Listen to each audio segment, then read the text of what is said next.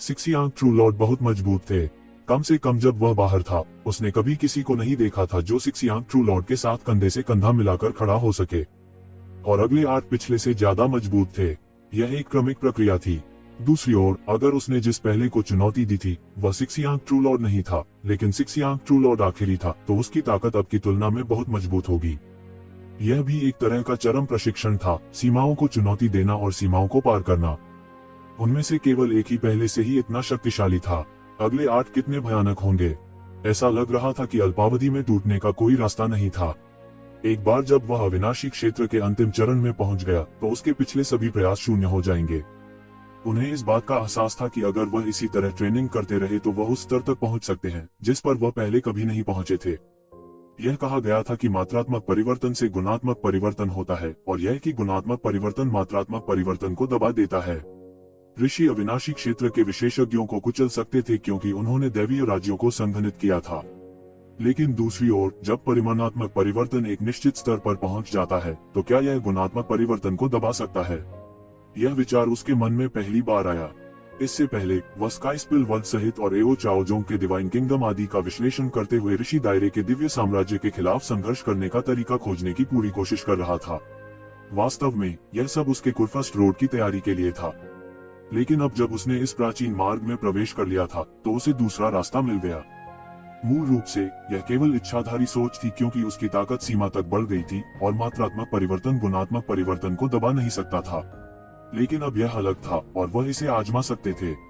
यह सोचकर वह उत्साहित हुए बिना नहीं रह सका। इसमें कोई संदेह नहीं था कि यह अधिक चुनौतीपूर्ण और अधिक संभव था। यह सोचकर उनकी आंखें भर आईं। यह बिल्कुल नया रास्ता था, एक रास्ता जो स्वर्ग की ओर ले जा सकता है। यह कहा गया था कि कुछ प्राचीन प्रतिभाएं शीर्षक वाले राजाओं से भी लड़ सकती थी और उन्हें मार सकती थी। वे किन तरीकों पर भरोसा करते थे? किसी को यह जानना होगा कि एक राजा श्रेणी के कल्टीवेटर और सेज प्लेन के एक दिव्य भगवान के बीच का अंतर एक दिव्य भगवान और एक अविनाशी क्षेत्र के कल्टीवेटर के बीच के अंतर से भी बड़ा था। गुणात्मक परिवर्तन से बचते हुए वे ऐसा करने में सक्षम थे। यह सब इसलिए क्योंकि उनके पास ऐसा करने की शक्ति थी। जब शक्ति एक निश्चित स्तर पर पहुंच जाती है तो वह सब कुछ नष्ट करने के लिए पर्याप्त होती है। यह सोचकर वह समझ गया कि वह ठीक ही कह रहा है। यह सिर्फ इतना था कि उसके पास पहले की स्थितियां नहीं थी और उसके लिए प्रशिक्षित करने के लिए इतने शक्तिशाली जीव नहीं थे। जीर्णोद्धार लगभग पूरा हो जाने के बाद भी येज़िवेन ने प्राचीन सड़क को चुनौती देना जारी नहीं रखा। इसके बजाय उसने इस पत्थर के महल को छोड़ दिया और प्राचीन सड़क की गहराई की ओर दौड़ पड़ा। प्राचीन पथ पर जितना गहरा गया उतने ही क्रूर अस्तित्व थे। यह भी कहा गया था कि प्राचीन पथ के सबसे गहरे हिस्से में ऐसे अस्तित्व थे जिनसे राजा श्रेणी के दुर्जय मार्शल कलाकार भी डरते थे। हिडन वैली में बहुत से लोगों ने यही खोजा था। यह प्राचीन सड़क बहुत लंबे समय से अस्तित्व में थी। इसे सत्यापित करने का कोई तरीका नहीं था। येज़िवेन ने मूल रूप से सोचा था कि प्राचीन सड़क के ढहने का मतलब संपूर्ण प्राचीन सड़क दुनिया के पतन से है।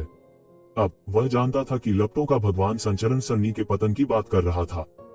वह टेलीपोर्टेशन सरणी के रहस्यों को पहली नजर में नहीं देख सका, इसकी मरम्मत तो दूर की बात है। अगर वह इसे कुछ और बार इस्तेमाल करता तो शायद वह मौके पर ही गिर जाता। हालांकि इसका फिलहाल उससे कोई लेना देना नहीं था। अभी भी कई 100 वर्ष शेष थे और उसे बड़ी प्रगति करनी थी। अराजकता प्राचीन सड़क की गहराई में शुरू हुई। हड़बड़ी में पूरे 800 साल बीत गए। इस वजह से किसी को कोई बदलाव महसूस नहीं हुआ, खासकर देवताओं के लिए। 800 साल सिर्फ एक क्षणभंगुर क्षण थे। प्राचीन पथ की गहराई में एक सिलहूट आकाश में ऊपर तैर रहा था, लगातार सांस ले रहा था। उसकी हर सांस के साथ बड़ी मात्रा में रक्त की हुई उसके शरीर में अवशोषित हो जाता था, जिससे उसका मांसल शरीर मजबूत हो जाता था। यह ऐसा था जैसे वह हर गुजरते मिनट और हर सेकंड के साथ मजबूत होता जा रहा था। अचानक उसने अपनी आंखें खोली। उसने अंततः अपने खेती के आधार को समेकित कर लिया था। वह अंत में फिर से मरे हुए दायरे के अंतिम चरण में पहुंच गया था। यह बस एक तरह की यातना थी। उन्होंने मरे हुए दायरे के शुरुआती चरण से वापस मरे हुए दायरे के मध्य चरण तक अपनी युद्ध शक्ति को खींचने के लिए 100 साल बिताए। हालांकि इसे केवल मध्य चरण से मरे हुए दायरे के अंतिम चरण तक उठाने में 800 साल से अधिक का समय लगा। इन 800 से अधिक वर्षों में यह कहा जा सकता है कि उसने इस प्राचीन सड़क में अव्यवस्था पैदा की थी। इससे पहले कि वह कोई सफलता हासिल कर पाता, उसने मरे हुए दायरे के आखिरी चरण के खून के दैत्यों को चुनौती देने का साहस किया। अंतिम चरण में भी वह इतना आलसी था कि मरे हुए दायरे के मध्य चरण के रक्त पिशाचों को देख भी नहीं सकता था। वह मरे हुए दायरे के आखिरी चरण के खूनी राक्षसों के साथ परेशानी खोजने में एक दिमाग था। ये खूनी दरिंदे बाहर के शातिर जानवरों की तुलना में कहीं अधिक अत्याचारी थे। उसी दायरे में वे बाहर के तथाकथित जीनियस को पूरी तरह से हरा सकते थे। यही कारण भी था कि येकशिवेन को उनसे लड़ने में इतनी कठिनाई हुई। वह सामान्य परिस्थितियों में विरोधी नहीं थे। मरे हुए दायरे के शुरुआती चरण से मरे हुए दायरे के मध्य चरण तक उठाना अपेक्षाकृत आसान था। आखिरकार यह मूल क्षेत्र की युद्ध शक्ति को बहाल कर रहा था। हालांकि मरे हुए दायरे के मध्य चरण से मरे हुए दायरे के अंतिम चरण तक उठाना बहुत मुश्किल था। वह दायरे से परे की शक्ति थी। हालांकि उन्होंने हार नहीं मानी और लगातार सुधार करते रहे। यह एक तीर से दो शिकार करने का मामला था। लगातार अपनी ताकत में सुधार कर रहा है और अपनी लड़ाकू शक्ति में लगातार सुधार कर रहा है। साथ ही इससे उनकी नींव भी चमक रही थी। हो सकता है कि अब इसका कोई असर न हो और यहाँ तक हर कदम की कीमत औसत व्यक्ति से अधिक होगी। हालांकि एक बार इन सैकड़ों वर्षों की कड़ी मेहनत का प्रभाव पूरी तरह से जारी हो जाने के बाद एक आश्चर्यजनक सुधार होगा। थोड़े समय में फिर से कुछ स्तरों को ऊपर उठाना कोई समस्या नहीं होगी। प्राचीन काल से ऐसी स्थिति असामान्य नहीं थी। कुरपुस्ट रोड से बाहर निकलने वाले कई राक्षस केवल कुछ हजार वर्षों में राजा श्रेणी के दायरे के शिखर पर पहुंच गए थे, जिससे अन्य लोग जो जीव से बंधे होने के लिए संघर्ष कर रहे थे। यह एक ठोस नींव का लाभ था। यह सतह पर दिखाई देने वाले लाभों से कहीं अधिक था। इन 800 सालों में उसे खुद याद नहीं आ रहा था कि उसने कितने खून के दरिंदों को मारा है या कितने खून के दरिंदों को वह खून के दरिंदों के जबड़े से छुड़ाकर आया है। यहाँ तक एक ही दायरे के खून के प्यासे ताकत में अंतर था। हो सकता है कि अन्य लोगों की धारणा मजबूत न हो, लेकिन येकशिवेन इसे स्पष्ट रूप से महसूस कर सकती थी। ऐसा इसलिए था क्योंकि उसकी ताकत में धीरे धीरे सुधार हो रहा था। शुरुआत में सभी सड़कों पर उसका पीछा किया गया और फिर वह वापस लड़ा और फिर वह अधिक शक्तिशाली विरोधियों को खोजने गया और फिर पूरी दुनिया में उसका पीछा किया गया। एक निश्चित समय के बाद वह वापस लड़ने के लिए वापस चला गया। ऐसा 100 से अधिक बार हुआ था, जिसका अर्थ था कि उसने कम से कम 100 बार सुधार किया था और स्पष्ट सुधार हुए थे। बात बस इतनी थी कि पूरे क्षेत्र की तुलना में यह बहुत स्पष्ट नहीं था। अगर दूसरे लोगों को इस बारे में पता होता तो वे बहुत खुश होते। हालांकि वह संतुष्ट नहीं था। बहुत धीमा, अभी भी बहुत धीमा। उसने महसूस किया कि वह महत्वपूर्ण बिंदु पर नहीं पहुंचा था। वह बिंदु जहां वह मरे हुए दायरे की ताकत के साथ विशुद्ध रूप से साधु क्षेत्र के खिलाफ लड़ सकता था। दैवीय राष्ट्रों के बीच की खाई ने उनके बीच की खाई को अविश्वसनीय रूप से बड़ा कर दिया था। अब वह इस अंतर को पाटना चाहता था। इन 800 वर्षों में क्षेत्र का सुधार शक्ति के सुधार का केवल एक पहलू था। उनकी कई मार्शल आर्ट ने गुणात्मक छलांग लगाई थी। साधना कवच के दमन के तहत उसके लिए अपनी कई मार्शल आर्ट का उपयोग करना बहुत मुश्किल था, जिससे अप्रत्यक्ष रूप से कठिनाई बढ़ गई। अब जिस गति से उसने अपनी कई युद्ध कलाओं का उपयोग किया, उसकी तुलना तब की जा सकती थी जब वह साधना कवच से दब नहीं गया था। विशेष रूप से फीनिक्स पुनर्जनन तकनीक ने उसकी वर्तमान उपचार गति को पुनः प्राप्त कर लिया था। इन सैकड़ों सालों में उन्होंने न जाने कितनी बार अपनी जान बचाने के लिए फीनिक्स रिजनरेशन तकनीक पर भरोसा किया था। उसकी प्रवीणता एक बिल्कुल नए स्तर पर पहुंच गई थी और एक भौतिक फीनिक्स सीधे उसके शरीर में संघनित हो गया था। यह ज्ञात होना चाहिए कि अतीत में उसके पास केवल इसके कुछ संकेत थे, लेकिन पिछले कई 100 वर्षों में उसने वास्तव में एक भौतिक फीनिक्स को संघनित किया था। इसका मतलब केवल यह नहीं था कि उनकी फीनिक्स पुनर्जनन तकनीक में पूर्वजों की तुलना में एक नए स्तर तक सुधार हुआ था। इससे भी महत्वपूर्ण बात यह है कि यह भौतिक फीनिक्स भी अनंत उपचार ऊर्जा से संघनित था। यहाँ तक अगर वह अगले सेकंड में मरने वाला था तो यह भौतिक फीनिक्स उसे एक पल में बचा सकता था। इस स्थिति से यह उसके लिए एक अतिरिक्त जीवन होने के बराबर था। बात बस इतनी थी कि इस भौतिक फीनिक्स को संघनित करना आसान नहीं था। उसने इस भौतिक फीनिक्स को संघनित करने के लिए पूरे 800 साल बिताए और वह केवल इसे ही संघनित कर सका। कुछ सीमाएं थीं, लेकिन फिर भी वह पूरी तरह से आनंदित था। यह उसके साथ एक जीवन रक्षक दिव्य औषधि ले जाने के बराबर था, जो उसे किसी भी समय मृत्यु के किनारे से बचा सकता था। यह प्रेरणा उन्हें मेडिसिन ड्रैगन फ्रूट से मिली थी। इन सैकड़ों वर्षों में सैकड़ों खूनी लड़ाइयों में उसके द्वारा मेडिसिन ड्रैगन फ्रूट का लगभग सेवन किया जा चुका था। लगा सके तो भी खपत की रफ्तार ने मेडिसिन ड्रैगन फ्रूट को लगभग भस्म कर दिया था। हालांकि अगर उसके पास मेडिसिन ड्रैगन फ्रूट नहीं होता तो वह कई लड़ाइयों में जीवित नहीं रहता।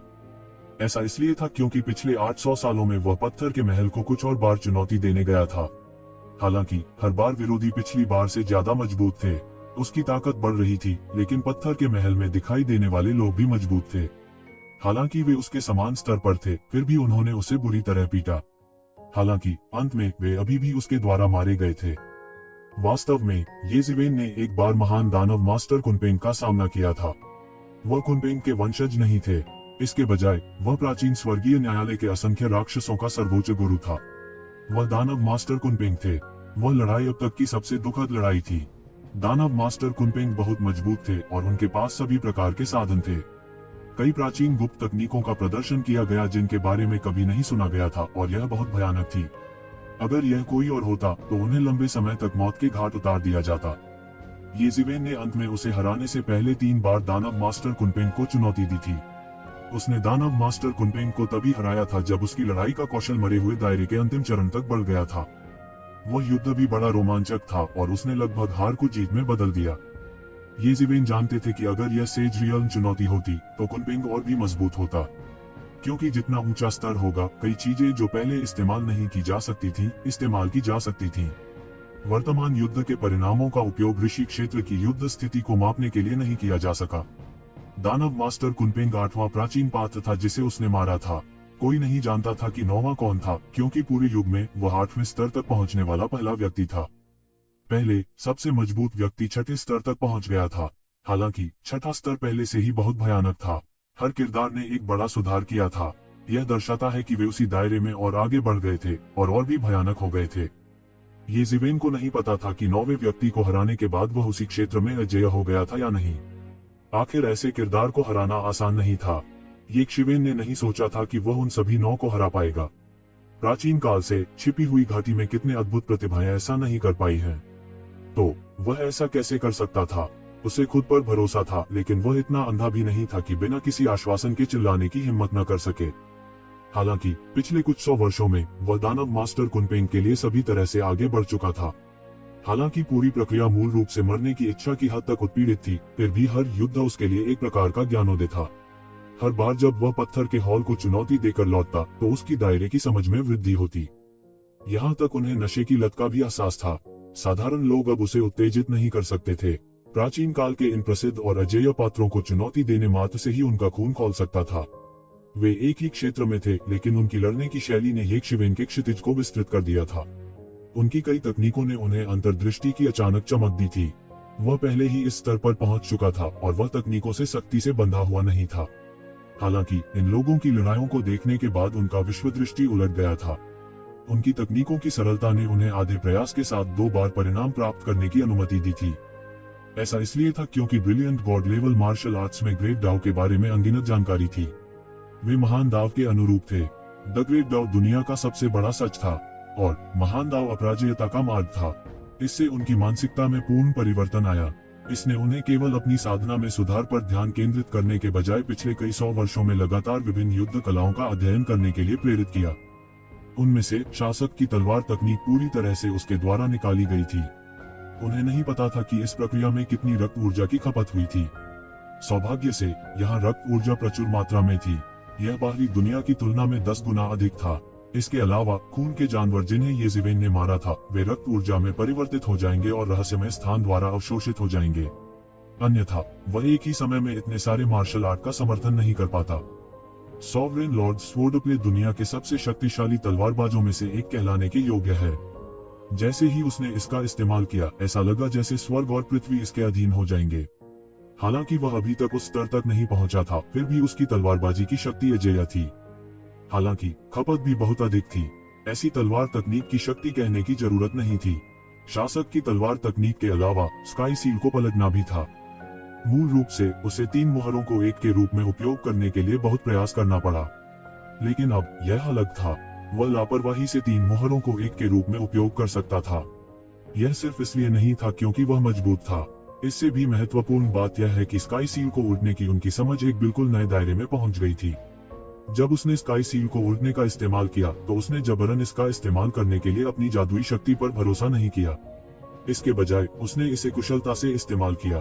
अजेय प्राचीन लोगों के खिलाफ लड़ते हुए उसने यह कुछ सीखा था। यह स्पष्ट रूप से समान शक्ति की चाल थी, लेकिन प्रतिद्वंद्वी की जादुई शक्ति की खपत उसकी अपनी तुलना में बहुत कम थी। इससे उन्हें काफी प्रेरणा मिली।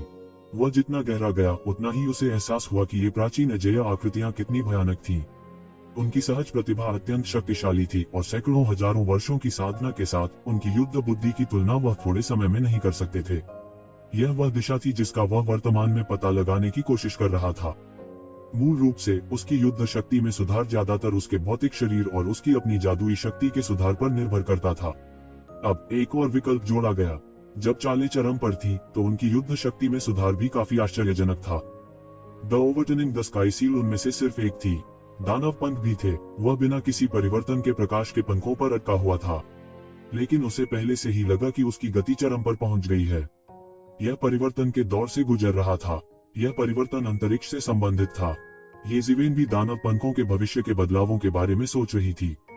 अब जब येमो यहाँ नहीं था तो वह दानव पंखों के एक उच्च स्तर को निकालने के लिए केवल खुद पर भरोसा कर सकता था। यह देवताओं के तत्काल टेलीपोर्टेशन से अलग था।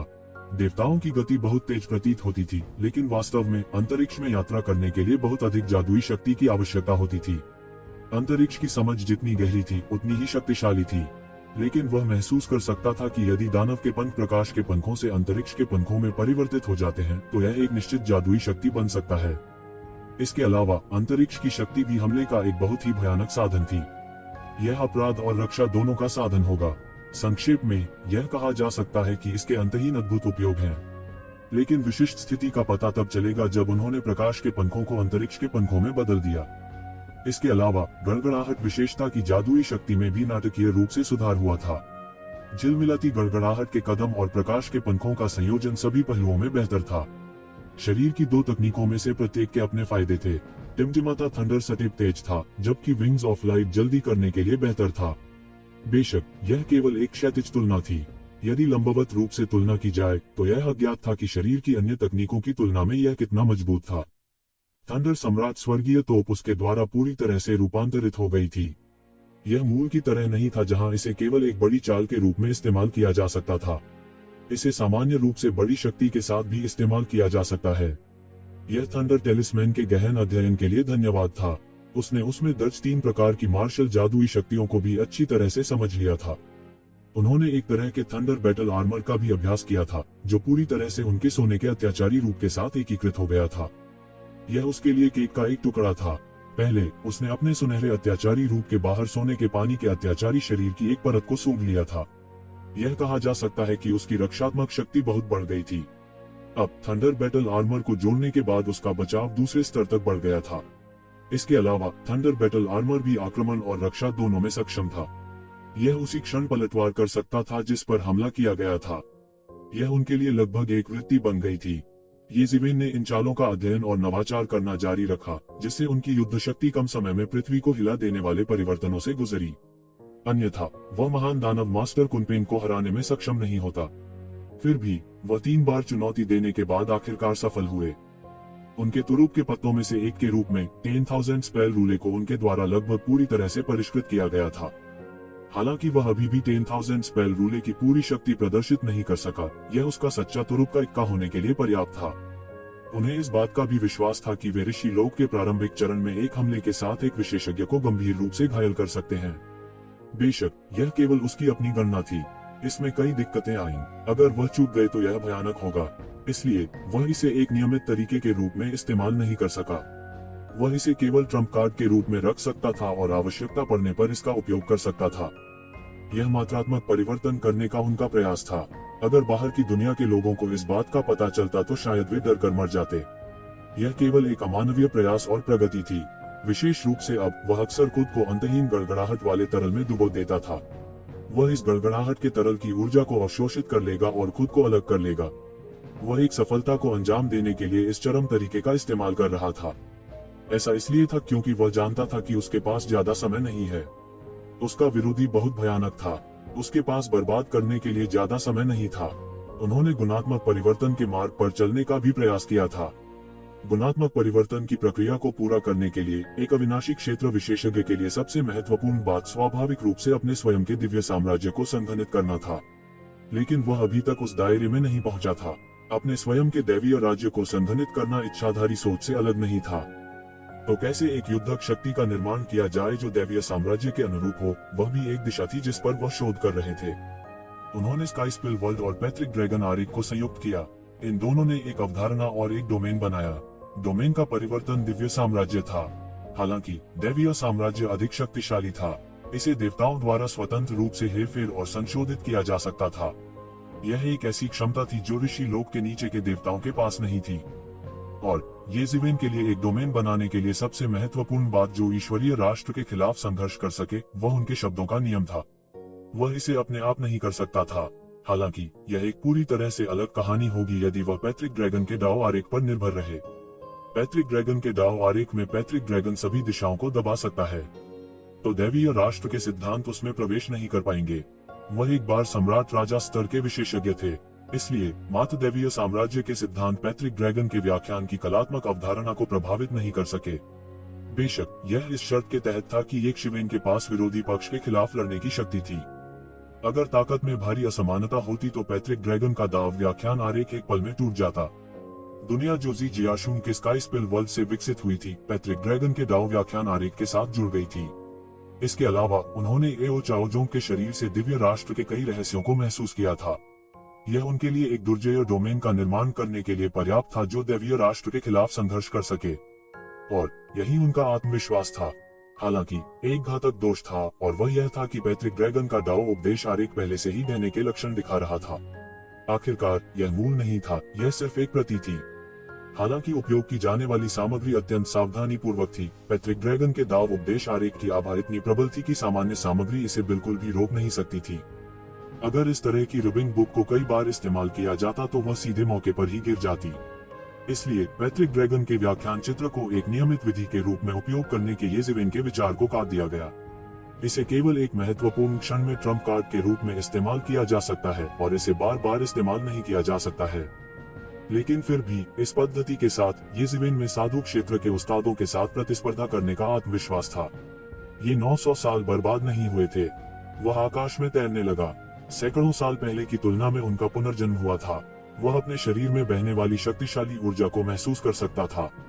कुनपेंग के साथ लड़ाई के बाद छोड़े गए घाव आखिरकार ठीक हो गए थे। आखिरी लड़ाई बहुत खतरनाक थी और उस समय उसके द्वारा मेडिसिन ड्रैगन फ्रूट निगल लिया गया था। इस तरह उसने दानव मास्टर कुनपेंग को मारने का बहुमूल्य अवसर प्राप्त किया। सब कुछ इसके लायक था। उसने उस लड़ाई से बहुत कुछ हासिल किया था। अभी भी 100 साल बाकी हैं। मुझे सुधार करने की जरूरत है। उसके सामने हृदय का रक्त क्षेत्र अद्भुत प्रकाश के साथ फट गया और दूरी में उड़ गया। लगभग 100 साल पहले उसके शरीर में हृदय का रक्त क्षेत्र समय समय पर प्रकाश से प्रस्फुटित होता था, जैसे कि कोई उसे बुला रहा हो, उसे प्राचीन मार्ग की गहराई में जाने के लिए बुलाना।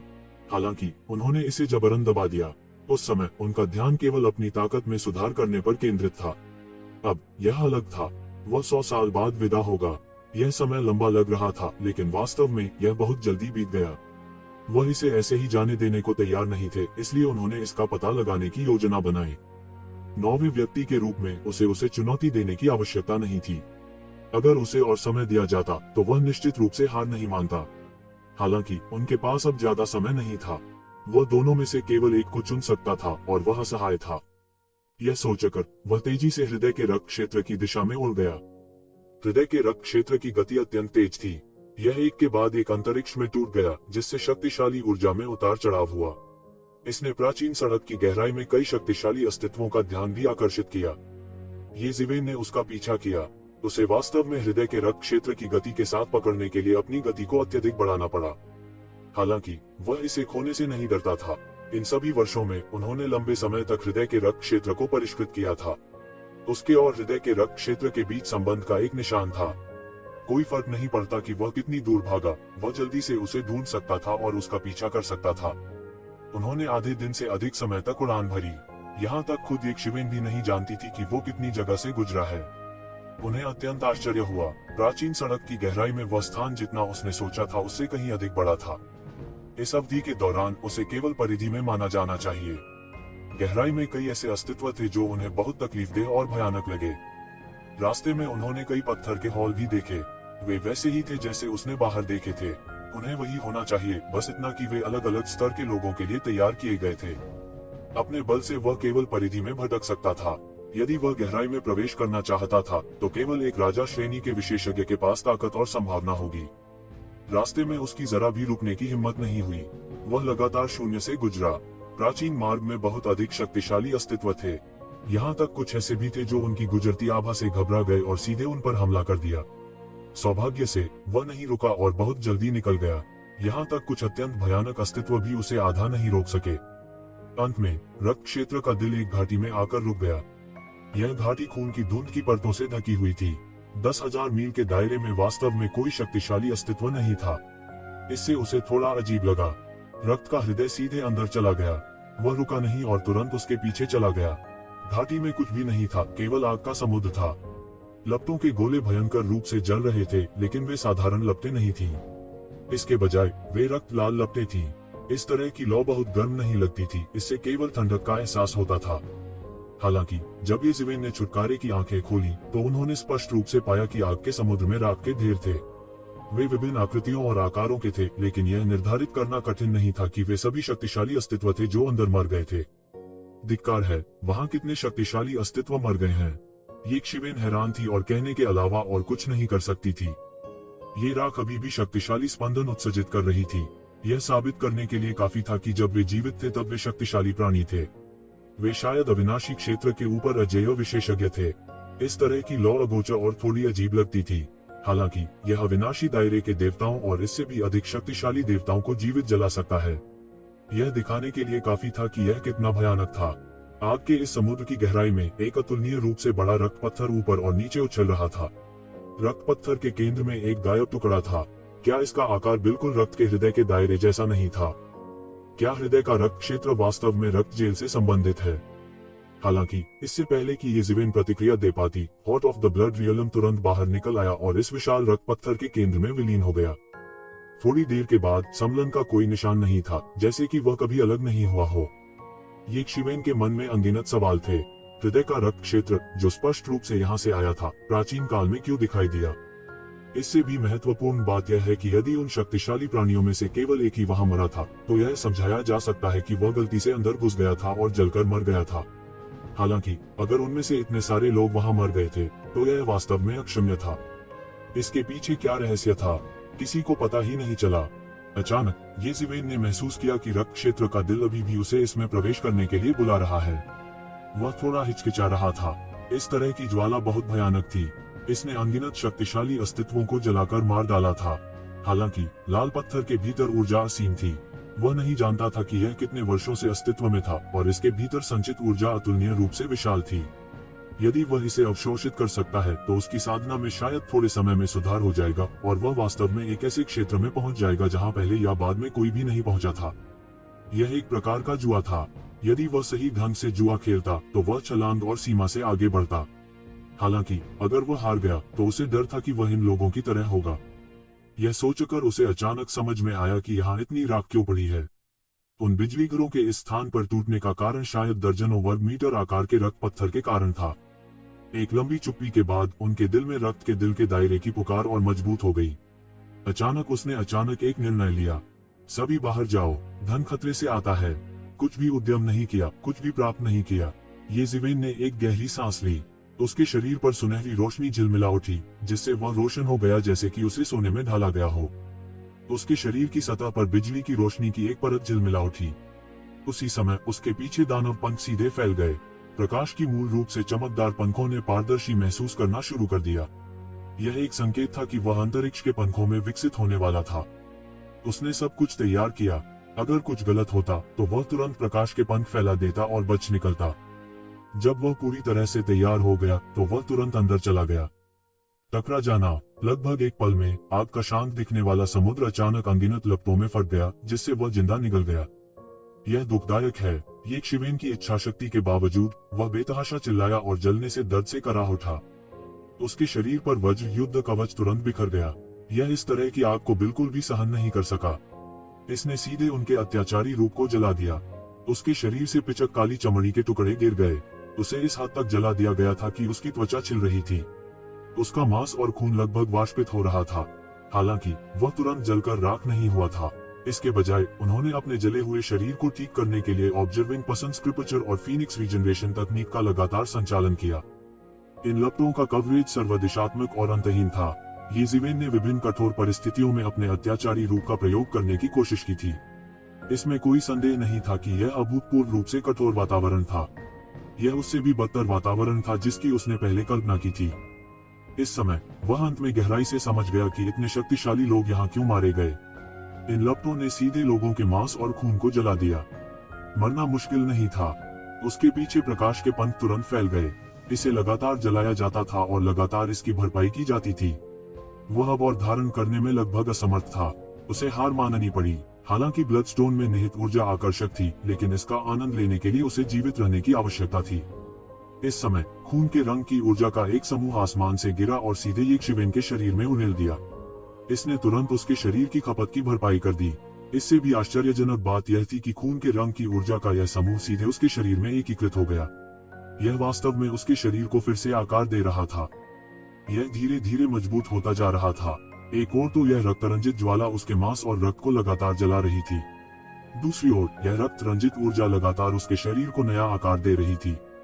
हर बार जब उसके मांसल शरीर को फिर से ढाला जाता था, तो उसका मांसल शरीर थोड़ा मजबूत हो जाता था।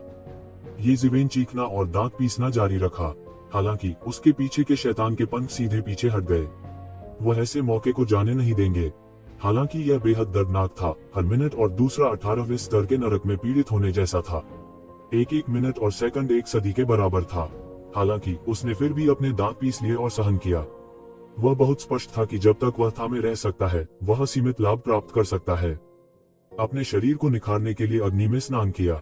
वह अब केवल अपने शरीर को एक दैवीय उपकरण की तरह अपने शरीर को परिष्कृत करने के लिए एक बलिदान के रूप में उपयोग कर रहा था। रुको, मुझे रुकना चाहिए। यज़वेन कुछ भी उद्यम नहीं, कुछ प्राप्त नहीं के सिद्धांत के बारे में बहुत स्पष्ट थे। यदि ऐसी कोई पीड़ा नहीं होती, तो वह सभी जीवित प्राणियों से ऊपर कैसे हो सकता था और वास्तव में उन राक्षसी प्रतिभाओं के बराबर कैसे हो सकता था। समय बीतता गया और कई दशक एक झटके में बीत गए। यक्षवेन लगातार पीड़ित थे, लेकिन उनका शरीर भी आश्चर्यजनक गति से बढ़ रहा था। मूल रूप से आग की लपटों में जीवित रहने और जीवित न जलने के लिए उसे लगातार रक्तलाल ऊर्जा के समर्थन पर निर्भर रहना पड़ता था। लेकिन अब उसे आग की लपटों से बमुश्किल बचने के लिए रक्तलाल ऊर्जा के समर्थन पर निर्भर रहना पड़ा।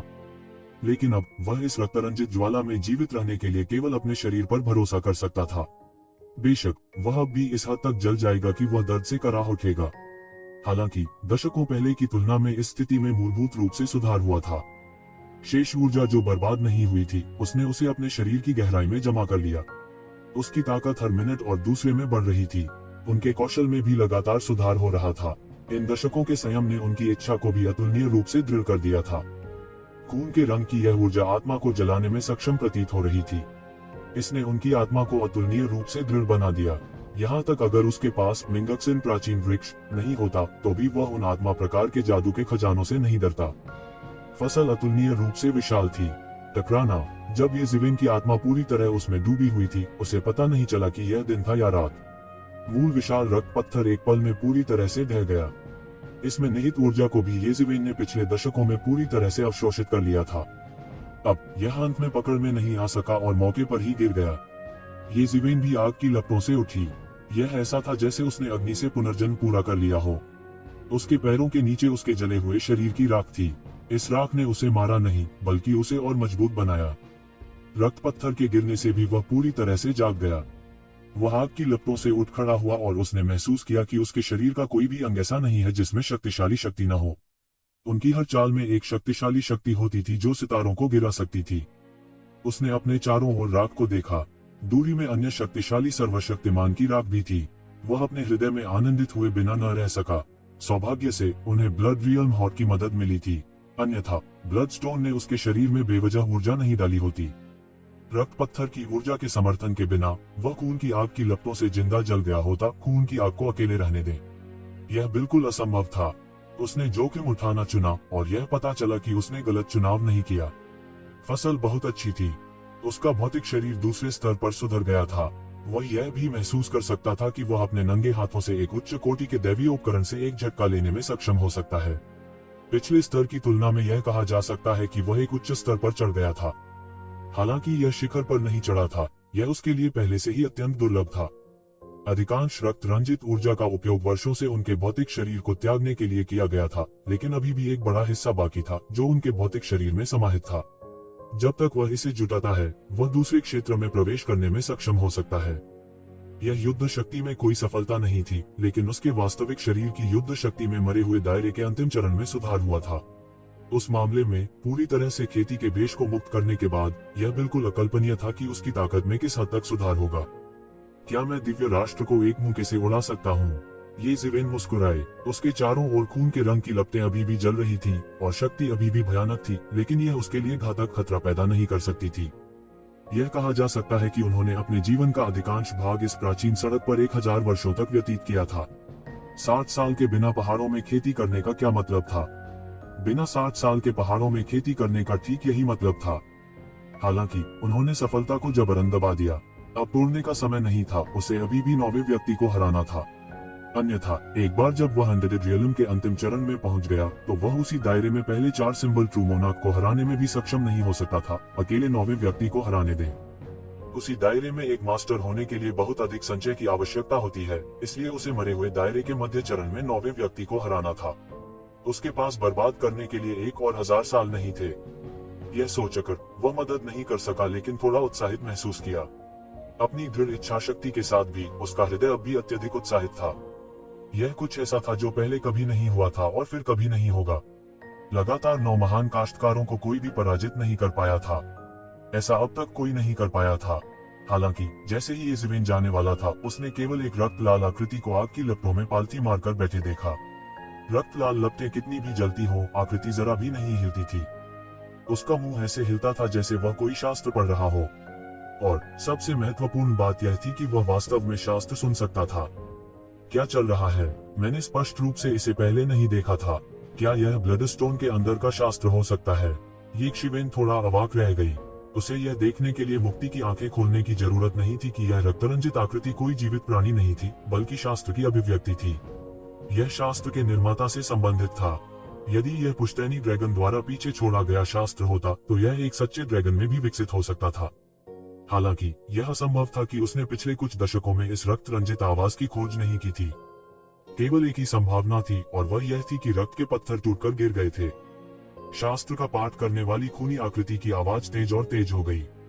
पहले तो यह बस थोड़ा सा था, लेकिन अब यह जोर से और जोर से हो रहा था, जैसे कि यह दुनिया को अचानक से भर देने वाला हो। ये ज़िवेन ने मुक्ति की आंखें खोली, और मुक्ति की शक्ति रक्त लाल लपटों के बीच फूट पड़ी। उन्होंने स्पष्ट रूप से एक प्राचीन शास्त्र को रक्तरंजित आकृति के शरीर के बीच में तैरते हुए देखा, जिसमें एक प्रकार का अद्भुत प्रकाश था। ग्रेट वे की आभा उस पर व्याप्त हो गई, और तावीज एक झरने में बदल गई जो लगातार घूमता रहा और आकाश में नृत्य करता रहा। पहली नजर में यह कोई साधारण शास्त्र नहीं था, लेकिन इस तरह की रक्त लाल ज्वाला में एक साधारण शास्त्र कैसे जीवित रह सकता था? ये ज़िवेन बहुत खुश थी। इस प्राचीन शास्त्र में एक असाधारण जादुई शक्ति या एक पृथ्वी टूटने वाली मार्शल तकनीक दर्ज की गई होगी। यह निस्संदेह एक महान युग था। उसने जल्दी से छलांग लगाई और खून से लथपथ आकृति को थप्पड़ मार दिया, जिससे शास्त्र का पृष्ठ खुल गया। उसने शास्त्र के इस पृष्ठ को अपने हाथ में पकड़ लिया, और शास्त्र के इस पृष्ठ का पाठ अचानक ताव ध्वनियों में बदल गया और अचानक ये ज़िवेन के दिमाग में भर गया। ऐसा लग रहा था जैसे ये ज़िवेन पर किसी भूत का साया हो। वह अचानक रुक गया और उसकी आंखें कुछ विचलित होने लगी। उसके हाथ में सूत्र का पृष्ठ एक आश्चर्यजनक चमक के साथ फट गया, और मौके पर ही वह रक्त लाल प्रकाश के पिंड में बदल गया और क्षितिज के ऊपर गायब हो गया। शास्त्र के इस पृष्ठ के गायब हो जाने के बाद पूरी घाटी को ढकने वाली रक्त लाल ज्वाला भी धीरे धीरे बिखर गई, जैसे कि वह कभी प्रकट ही नहीं हुई थी। लंबे समय के बाद आखिरकार ये ज़िवेन की नींद खुल गई। शास्त्र के पन्ने पर दर्ज बातें उसकी आंखों के सामने प्रकट हो गईं। उस समय उस पर बहुत सारी चीजें दर्ज थीं, जिनमें ग्रेट वे की कई समझ और जादुई शक्ति तकनीक शामिल थी। ये ज़िवेन को पता था कि उसने एक बड़ा अवसर गंवा दिया होगा। यदि उनके हाथ में प्राचीन शास्त्र का यह पृष्ठ होता, तो वे जो लाभ प्राप्त कर सकते थे वह बिल्कुल अकल्पनीय था। उस समय बहुत अधिक जानकारी आ रही थी और वह सब कुछ समझ नहीं पा रहा था। अंत में उसने केवल एक जादुई शक्ति को पकड़ लिया जिसे रक्त देवता कहा जाता है। यह एक अत्यंत दबंग मार्शल तकनीक थी जो एक और वास्तविक शरीर को संघनित कर सकती थी, और यह कहा गया था कि जब तक रक्त भगवान को नष्ट नहीं किया जाता, तब तक वास्तविक शरीर नहीं मरेगा। परमेश्वर के लहू को संघनित करना एक अविनाशी शरीर के बराबर था। भले ही वह मौके पर ही मारा गया हो, जब तक कि रक्त भगवान अभी भी वहां था, वह सीधे मौके पर ही उसे संघनित कर सकता था। बेशक इसे संघनित करना निश्चित रूप से एक कीमत के बिना नहीं आएगा, ठीक वैसे ही जैसे एक अनंत क्षेत्र के विशेषज्ञ को अपने शरीर को फिर से आकार देने के लिए एक बड़ी कीमत चुकानी होगी। फिर भी यह पहले से ही काफी चौंकाने वाला था। इस मामले में कोई भी उसे तब तक नहीं मार पाएगा जब तक कि वह और रक्त देवता एक साथ नहीं मारे जाते, नहीं तो वे उसे मार नहीं पाते। इस मार्शल तकनीक के अंत में यह कहा गया था कि हजारों अवतार होंगे और वे अविनाशी होंगे। इसके अलावा रक्त देवता भी साधना को बढ़ावा दे सकते थे। एक साथ साधना करना दो स्वयं को एक साथ साधना करने के बराबर था। जब लहू परमेश्वर मूल शरीर में लौटेगा तो सारी साधना भी मूल शरीर में वापस आ जाएगी। एक बार रक्त भगवान की संख्या बढ़ने के बाद उसकी साधना गति अकल्पनीय होगी। इसमें कोई संदेह नहीं था कि अगर इस मार्शल तकनीक को सार्वजनिक कर दिया गया तो इससे अनगिनत लोग इस पर लड़ेंगे। सबसे दुर्भाग्यपूर्ण बात यह थी कि उनके पास इस जादुई शक्ति का केवल एक अंश मात्र था। समय बहुत कम था और उसके पास इतना समय नहीं था कि वह बहुत कुछ समझ सके। यह पूर्ण संस्करण के रूप में स्वर्ग विरोधी नहीं हो सकता था, लेकिन यह अभी भी बहुत शक्तिशाली था। रक्त देवता को एक को संघनित करने में बहुत ऊर्जा लगती थी। सौभाग्य से उसने रक्त पत्थर से बहुत सारी ऊर्जा अवशोषित कर ली थी, इसलिए उसके लिए एक को संघनित करने के लिए पर्याप्त था। हालांकि उसे अभी भी यह सब समझने की जरूरत थी। संक्षेप में, येज़ेवेन ने इन दशकों की खेती से बहुत कुछ हासिल किया था।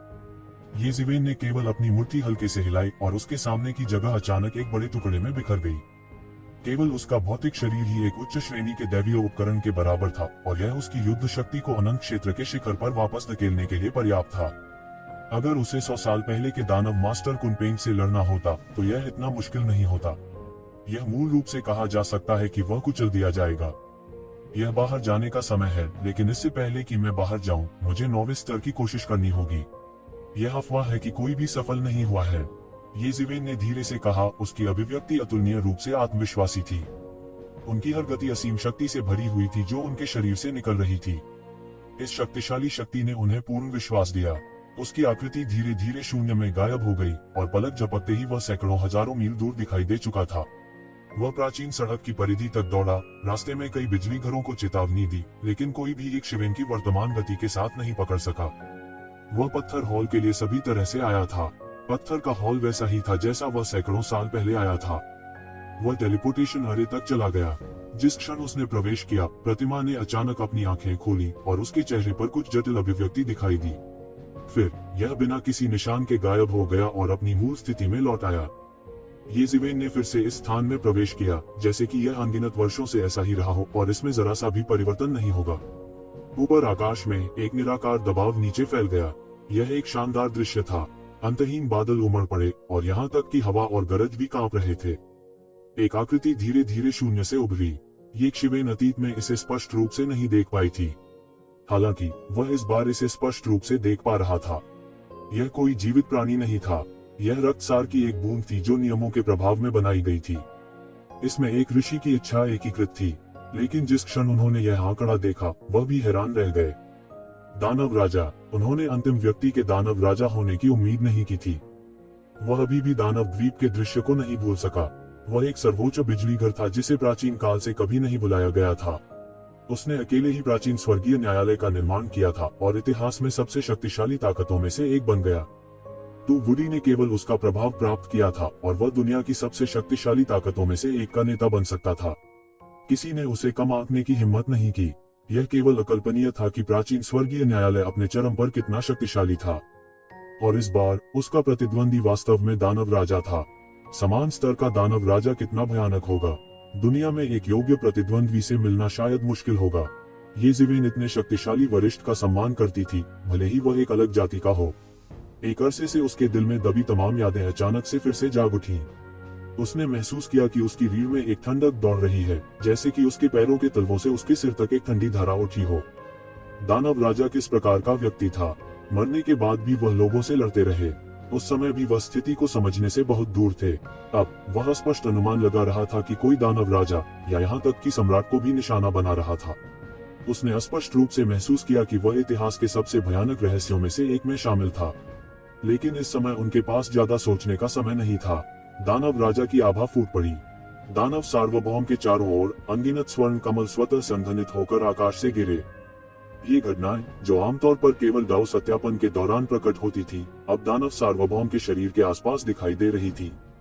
उसके शरीर के चारों ओर अनगिनत तलवार की किरणें घनीभूत होने लगी और अनगिनत तलवार की किरणें शून्य में घूमने लगी। तुरंत तलवार दाव के साम्राज्य में बदल गईं।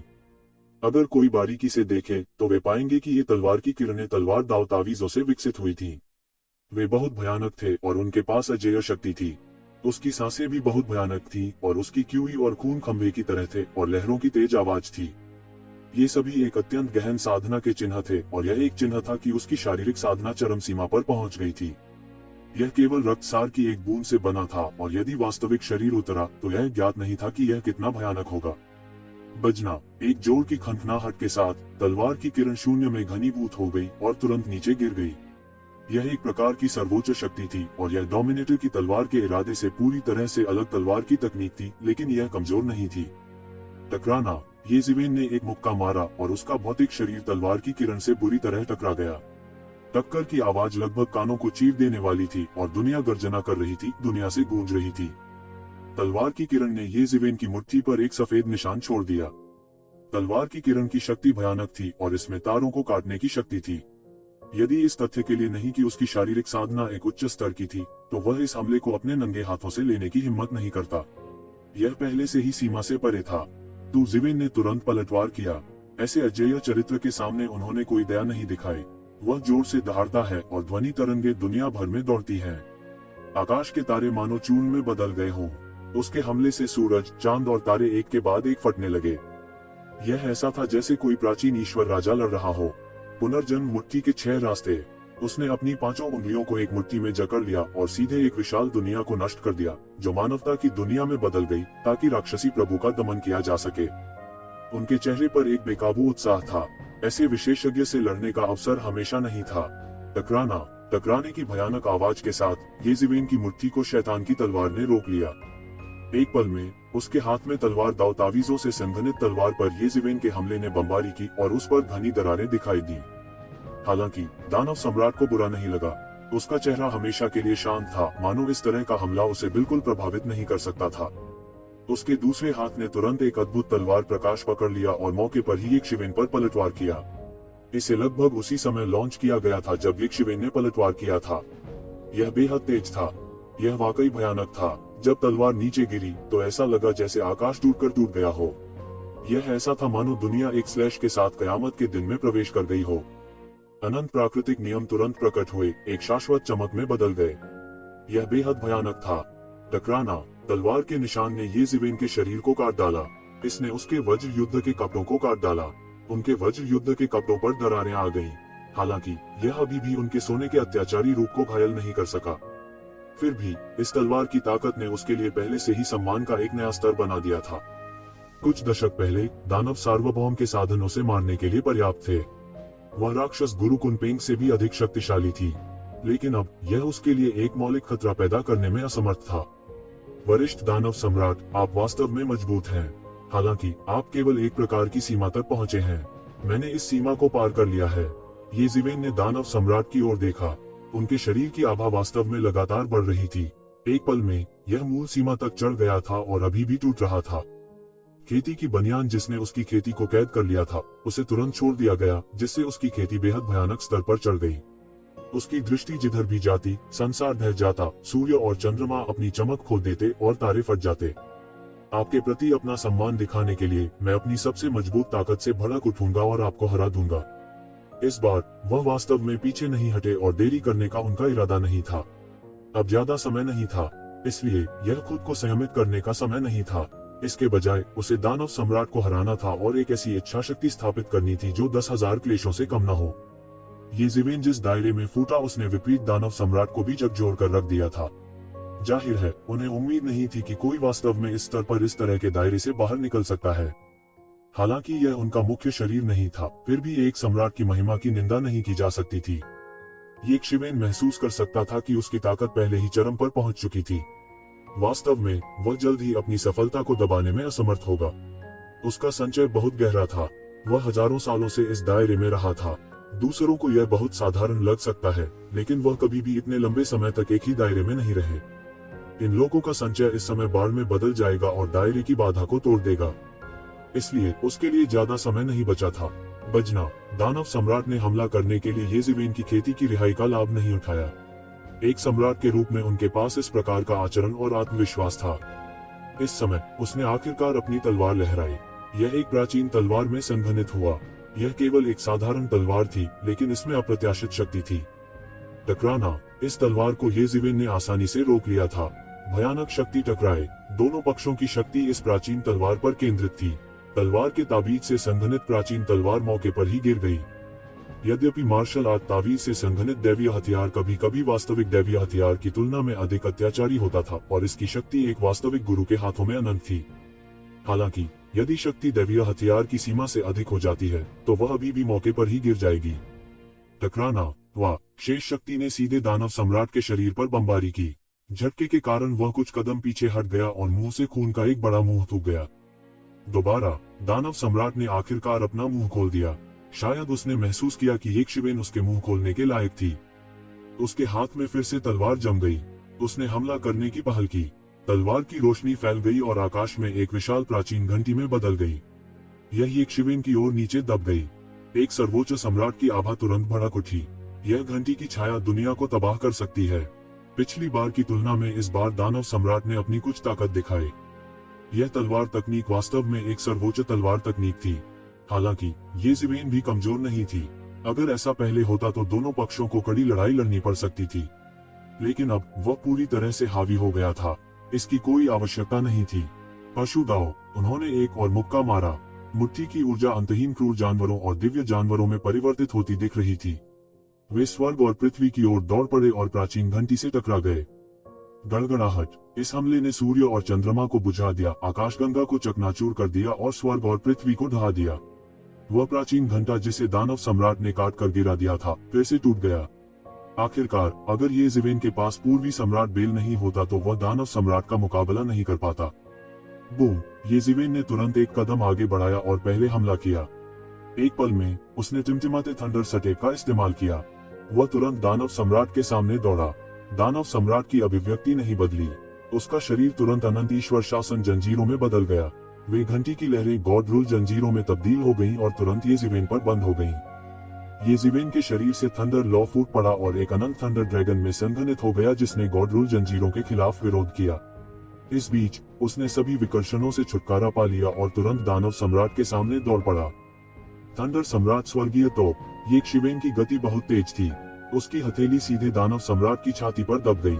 एक पल में अंतहीन ऊर्जा का विस्फोट हुआ और एक भयानक सदमे की लहर बन गई जो विस्फोट से बाहर निकल गई। बूम, ये शिवेन के थंडर सम्राट स्वर्गीय तोप ने सीधे दानव सम्राट की छाती में एक बड़ा छेद कर दिया। कल्टीवेशन आर्मर के दमन के बिना ये शिवेन की आध्यात्मिक शक्ति भयानक स्तर तक जोरदार थी। इसने उन्हें थंडर सम्राट स्वर्गीय तोप का बेईमानी से उपयोग करने की अनुमति दी। वास्तव में भयानक शक्ति बहुत तेजी से घुसी। दानव सम्राट के पास उड़ने का समय भी नहीं था। दोबारा थंडर सम्राट स्वर्गीय तोप फिर से ये शिवेन के हाथ में आ गई। दानव सम्राट का चेहरा ठंडा था। वह बिल्कुल भी हिला हुआ नहीं लग रहा था। तलवार की रोशनी तुरंत घनीभूत हो गई और ये शिवेन के शरीर में घुस गई। बूम बूम बूम, ये प्राचीन तलवार इंच दर इंच ये शिवेन के शरीर पर बिखर गई। यह उसका कुछ नहीं कर सका। यह मौके पर ही टूट सकता है। उसका वर्तमान भौतिक शरीर पहले से ही अत्याचारी और भयानक था। दानव सम्राट के शरीर पर घावों को फिर से बनाने की जरूरत थी। यह वास्तव में अपने शरीर के साथ करने से ज्यादा आसान था। बहुत देर हो चुकी है। यह आखिरी बाधा है। मुझे देखने दो कि इस आखिरी बाधा के पीछे किस तरह के रहस्य छिपे हैं। ये शिवेन दहाड़ा। थंडर सम्राट स्वर्गीय तोप उसके हाथ में तुरंत विस्फोट हो गया। भयावह ऊर्जा शॉक वेव ने दानव सम्राट को पूरी तरह से डुबा दिया। उसे इस भयावह उतार चढ़ाव में पूरी तरह से डुबो दिया। बूम, दानव सम्राट का भौतिक शरीर एक पल में पूरी तरह से चकनाचूर हो गया। इस भयानक शक्ति के तहत यह पूरी तरह से ढह गया। तो शिवेन ने पहले से ही थंडर सम्राट स्वर्गीय तोप का इस हद तक अभ्यास किया था कि वह इसे अपनी इच्छा से नियंत्रित कर सके। वह तुरंत इसकी शक्ति को नियंत्रित कर सकता था। हजारों साल पहले की तुलना में यह पूरी तरह से अलग स्तर पर था। इसे ढहने में केवल एक क्षण लगा। अंतहीन धुआं और धूल छट गई। यह लड़ाई खत्म हो गई थी। इतनी भयानक शक्ति द्वारा बमबारी किए जाने के बाद भी दानव सम्राट फिर से संघनित नहीं हो सका। ये शिवेन की शक्ति धीरे धीरे परिवर्तित हो गई। उनकी आभा कमजोर होती चली गई। उसके शरीर में कल्टीवेशन आर्मर फिर से सक्रिय हो गया था।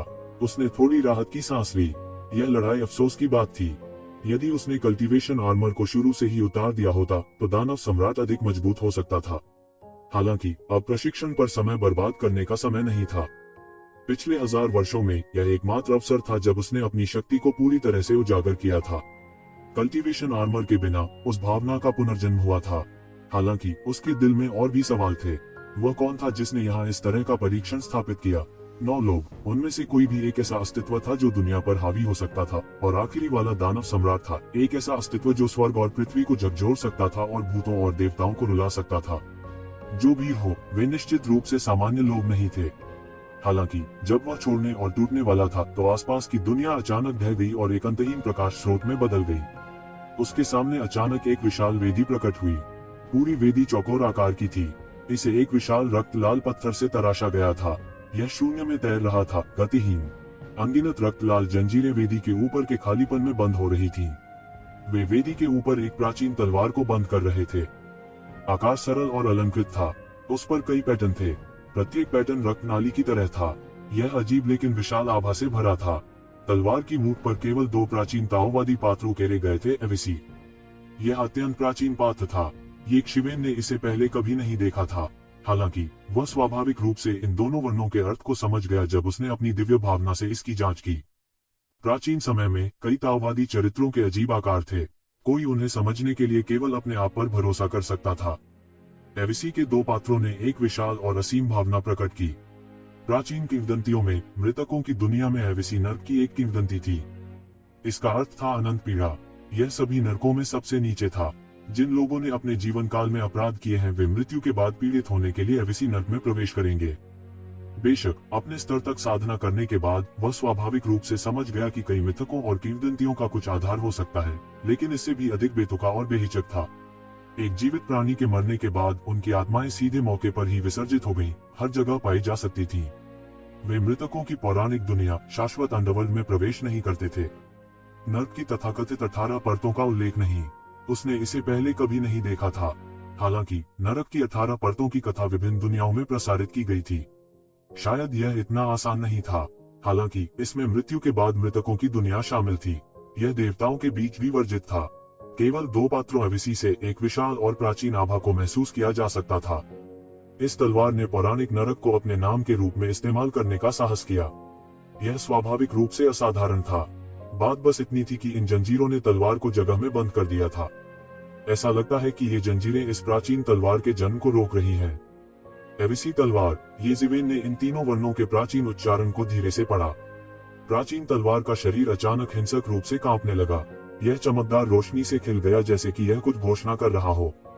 यह वेदी 9 लोगों की हार के पीछे है। येजिवेन बुदबुदाए। वह महसूस कर सकता था कि एविसी तलवार एक अद्भुत हत्या के इरादे से बाहर निकल रही थी। सभी जादुई उपकरण, विशेष रूप से दैवीय उपकरण जिनमें देवताओं को मार डाला गया था, एक अवर्णनीय हत्या का इरादा रखते थे। हालांकि इस तरह की चौंकाने वाली हत्या का इरादा अभूतपूर्व था। ऐसा इसलिए था क्योंकि तलवार खून के रंग की जंजीर से बंधी थी। अन्यथा अगर यह खुलासा होता तो इसकी हत्या का इरादा इतना चौंकाने वाला होता कि एक साधारण व्यक्ति शायद एक पल में बेवकूफ बन जाता।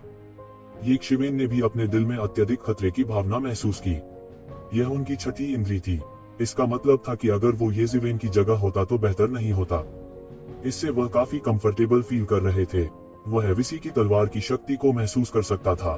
यह बहुत मजबूत था, लेकिन परिणाम कुछ ऐसा नहीं था जिसे वह कुछ समय के लिए सहन कर सके। उसके मुंह का कोना हिल गया और उसने कहा, क्या यह 9 लोगों को हराने का इनाम है? यह सिर्फ इतना है कि इनाम भी एक तरह का इनाम है ना? यदि आप लापरवाही से आगे बढ़ते हैं तो आप तुरंत बेवकूफ बन जाएंगे। हालांकि यह बहुत स्पष्ट था कि पूरी वेदी किसी प्रकार की शक्ति के नियंत्रण में लग रही थी और एक पल में ढह गई। अनगिनत जंजीरें वेदी के साथ साथ ढह गईं और एविसी तलवार आकाश में एक आश्चर्यजनक रोशनी में फट गई। ऐसा लग रहा था जैसे यह अंततः अस्तित्व में आ गया है और अनगिनत तलवार रोशनी आंधी और लहर की तरह बह गई। हुआलाला, एविसी तलवार की हवा में येजिवेन के कब्जों के कोने लहरा रहे थे। एविसी तलवार से एक तरह की असीमित दुश्मनी निकल गई और अचानक एक शिवेन के दिमाग में आ गई। उसकी आंखों में परिवेश तुरंत एक धूसर नरक में बदल गया और इस दुनिया में असीम अंधकार छा गया। जहां तक जा सकती थी यह एक अंतहीन जंगल था। हालांकि वास्तव में भयानक बात यह थी कि जंगल जंगली घास से नहीं बल्कि मानव हाथों से ढका हुआ था।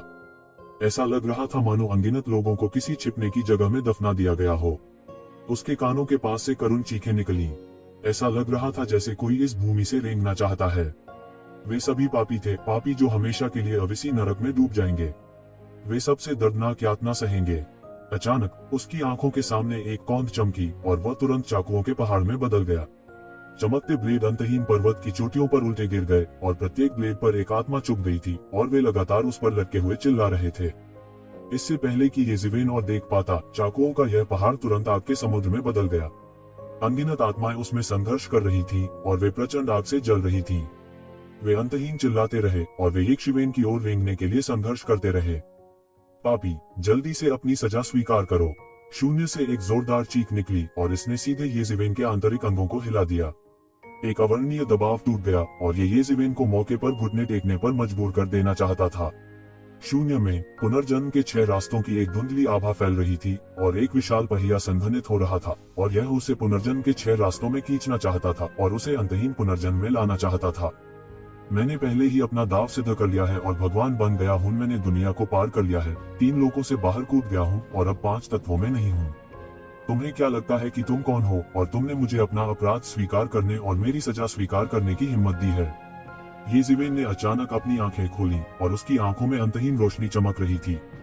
सिर्फ एक नाराजगी और तुम मेरे सामने दिखावा करने की हिम्मत करते हो। तुम सच में मौत को दावत दे रहे हो। मेरे लिए ब्रेक। येज़िवेन ने मुक्ति की आंखें खोली और तुरंत इसके माध्यम से देखा। कोई अविसी नरक नहीं था और चाकुओं का पहाड़ या आग का समुद्र नहीं था। वे सभी एक आक्रोश से बने थे जो उसके दिमाग में दौड़ गया था। हालांकि उसके पास अपने मन को दबाने के लिए प्रबोधक मन प्राचीन वृक्ष नहीं था, फिर भी उसे दुष्ट कीवी और आक्रोश के निशान के साथ भ्रमित करना असंभव था। उसने एक मुक्का मारा और आक्रोश मौके पर ही बिखर गया। उसके सामने सब कुछ स्पष्ट हो गया था, लेकिन अधिक आक्रोश आ गया और वह उसे एक बेवकूफ बनाना चाहता था। उसके शरीर पर वज्र की शक्ति तुरंत एक युद्ध कवच में बदल गई और उसमें उसकी रक्षा की। यह दुनिया की सबसे मजबूत और सबसे सकारात्मक बिजली थी और यह इनकी दुष्ट शक्ति को रोकने में माहिर थी। यह तेजी से भयानक आक्रोश का विरोध नहीं कर सका। उसने शून्य को देखा और शून्य में एविसी तलवार लगातार एक प्रकार की अद्भुत तलवार की रोशनी बिखेर रही थी और यह शून्य में फट गई। ऐसा लग रहा था कि वह किसी चीज के खिलाफ लड़ रहा है और वह इस स्थान के संयम को तोड़ना चाहता है। अंतरिक्ष में दरार बड़ी होती जा रही थी और ऐसा लग रहा था कि एविसी तलवार वास्तव में बच निकलने वाली थी। यह उसे एक विकल्प बनाने के लिए मजबूर करना चाहता था। मैं पूरी कोशिश कर रहा हूँ। मैं एविसी सोर्ड को भागने नहीं दे सकता। येज़िवेन तुरंत दहाड़ा और उसके हाथ तुरंत असीम जंजीरों में बदल गए और उसने एविसी तलवार को पकड़ लिया। टकराना। एविसी तलवार बस भागने ही वाली थी, लेकिन उसे येज़िवेन के हाथ ने पकड़ लिया। एक पल में असीम जानलेवा आभा निकल आई और इसने उसके दिमाग को लगभग तोड़ दिया। इस समय की नाराजगी की तुलना में अभी अभी की थोड़ी सी नाराजगी और जानलेवा आभा बस उल्लेख के लायक नहीं थी। इस बार असली आतंक था। हालांकि उसके शरीर में रहस्यमय स्थान थोड़े समय में अचानक भड़क गया और अधिकांश आक्रोश और जानलेवा आभा को अवशोषित कर लिया, फिर भी यह अंतहीन जानलेवा आभा को हल नहीं कर सका और यह सीधे उसके मस्तिष्क में घुस गया। उसकी आंखें तुरंत लाल हो गईं और उसने केवल यह महसूस किया कि उसके पूरे शरीर में अंतहीन जानलेवा आभा थी जिसे हल करने की आवश्यकता थी। इस जानलेवा आभा ने सीधे उसकी रक्त वाहिकाओं पर आक्रमण किया और उसके रक्त को तुरंत उबाल दिया। उसने बमुश्किल थोड़ी स्पष्टता पाई और त्यानयुवान मिरर को निकाल लिया और सीधे एविसी तलवार को उसमें समाहित कर लिया। दोनों पक्ष सीधे टकराए और एक आश्चर्यजनक प्रकाश फूट पड़ा। एविसी तलवार वास्तव में त्यानयुवान मिरर के अवशोषण का विरोध कर सकती थी और ऐसा लगता था कि इसमें एक शक्तिशाली क्षमता थी जो अभी तक फूट नहीं पाई थी। हालांकि अंत में यह अभी भी येज़िवेन द्वारा दबा दिया गया था और त्यानयुवान मिरर में अवशोषित कर लिया गया था। हालांकि एविसी तलवार भयानक थी, लेकिन यह त्यानयुवान मिरर के स्थान को नहीं तोड़ सकती थी। दोनों पक्षों ने लड़ना जारी रखा और अनगिनत गॉड रूल चेन तुरंत बन गए और एविसी तलवार को मजबूती से बांध दिया। येज़िवेन के दिमाग की जानलेवा आभा धीरे धीरे खत्म हो गई और उसकी आंखों में स्पष्टता आ गई। एविसी स्वॉर्ड की जानलेवा आभा ने उसे लगभग दहा दिया, यह उल्लेख नहीं करने के लिए कि क्या यह वास्तव में शक्ति के साथ प्रस्फुटित हुआ, शायद कोई भी इसका विरोध नहीं कर सकता था। हालांकि एविसी तलवार को दबाने के लिए त्यानयुवान मिरर को खत्म कर दिया गया माना जा सकता है। जब तक वह एविसी तलवार को बाद में परिष्कृत नहीं कर सकता, अन्यथा त्यानयुवान मिरर का फिर से उपयोग करना बहुत मुश्किल होगा। यह लगभग एक हाथ खोने जैसा था। हालांकि उन्हें इसका कोई मलाल नहीं था। हालांकि इस समय त्यानयुवान मिरर का उपयोग करने का कोई तरीका नहीं था। यह निस्संदेह उसके लिए एक बड़ी फसल थी यदि वह एविसी तलवार को परिष्कृत कर सकता था और उसके हाथ में एक और तुरुप का इक्का भी होगा। बेशक आधार यह था कि वह एविसी तलवार की अंतहीन भयानक जानलेवा आभा का सामना कर सकता था। यह कहा जा सकता है कि फायदे और नुकसान थे। हालांकि इस समय उनके शरीर पर फैलती हुई भव्य आभा एकाग्र नहीं हुई क्योंकि उन्होंने अपनी स्पष्टता वापस पा ली। इसके बजाय यह फैलता रहा। अभी एक क्षण पहले जानलेवा आभा द्वारा हमला किए जाने के बाद वह अपनी खेती को नियंत्रित करने में असमर्थ था। उसने इसे फिर से नियंत्रित नहीं किया। वैसे भी उन्होंने एक सफलता बनाने का फैसला किया था। बूम! यहाँ तक कि उसके शरीर पर लगी खेती की बनियान भी जानबूझकर दबाई नहीं गई थी। इसने आराम किया और बड़ी मात्रा में शक्ति जारी की गई। यह तुरंत एक उन्माद में बह गया और ऊर्जा ने सीधे शून्य को चकनाचूर कर दिया। शक्ति उसके शरीर में फैलती रही और मरे हुए दायरे के अंतिम चरण की बाधा पर पागलपन से हमला किया। इस दायरे की बाधा को पर्याप्त मजबूत नहीं कहा जा सकता है। मूल रूप से येज़ेवेन इसे तोड़ नहीं पाई थी। हालांकि पिछले हजारों वर्षों के तड़के ने इस अवधि के दौरान उनकी ताकत को एक अकल्पनीय स्तर तक बढ़ा दिया था। दायरे की बाधा को तोड़ना मूल रूप से कठिन था। इस समय येज़ेवेन को रोक नहीं सका। यह इंच दर इंच रह गया और दायरे की बाधा के लगातार गिरने के साथ साथ येज़ेवेन की ताकत भी बढ़ती रही। ऐसा लगता था कि उसकी ताकत हर मिनट और हर सेकंड में सुधार हो रही थी और वह मूल दायरे से बाहर हो रहा था। गड़गड़ाहट, उसका पूरा शरीर फटा हुआ लग रहा था और ऊर्जा पागलों की तरह बह गई। उसे पता ही नहीं चला कि उसकी आंखें पूरी तरह खुलने में कितना समय बीत गया था। उसके शरीर पर दायरे की बाधा का आखिरी निशान भी पूरी तरह से गायब हो गया था। आखिरकार अंडरडित दायरे के अंतिम चरण में पहुंचे। कुल 1000 साल, यह वास्तव में एक लंबा समय है। येज़ेवेन थोड़ा मुस्कुराया, अपनी मुट्ठी भींची और अपने शरीर में शक्तिशाली और भयानक शक्ति को महसूस किया। यह उन सभी धारणाओं को पार कर गया जो वह अतीत में देख सकता था। यहाँ तक अगर यह एक वास्तविक दिव्य साम्राज्य है तो भी मैं इसे एक मुक्के से तोड़ सकता हूँ। कुरपुस्ट्रोड, मैं यहाँ आता हूँ। उसका फिगर चमक उठा और वह पहले ही गायब हो चुका था। ब्रह्मांड की शून्यता की गहराई में एक विशाल प्राचीन सड़क ने धीरे धीरे अपने रहस्यमय पर्दे का अनावरण किया। कुरपुस्ट्रोड, जो हर 100,000 वर्षों में केवल एक बार दिखाई देता था, अंत में फिर से खोल दिया गया।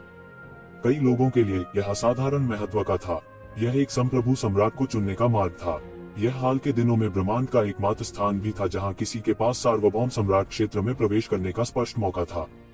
कुरपुस्ट्रोड की विशालता ने अनगिनत लोगों को आकर्षित किया। न केवल वे जिन्होंने कभी दुनिया को हिलाकर रख दिया था और कुरपुस्ट्रोड को पार कर लिया था, बल्कि अन्य लोग भी कुरपुस्ट्रोड में प्रवेश करना चाहते थे।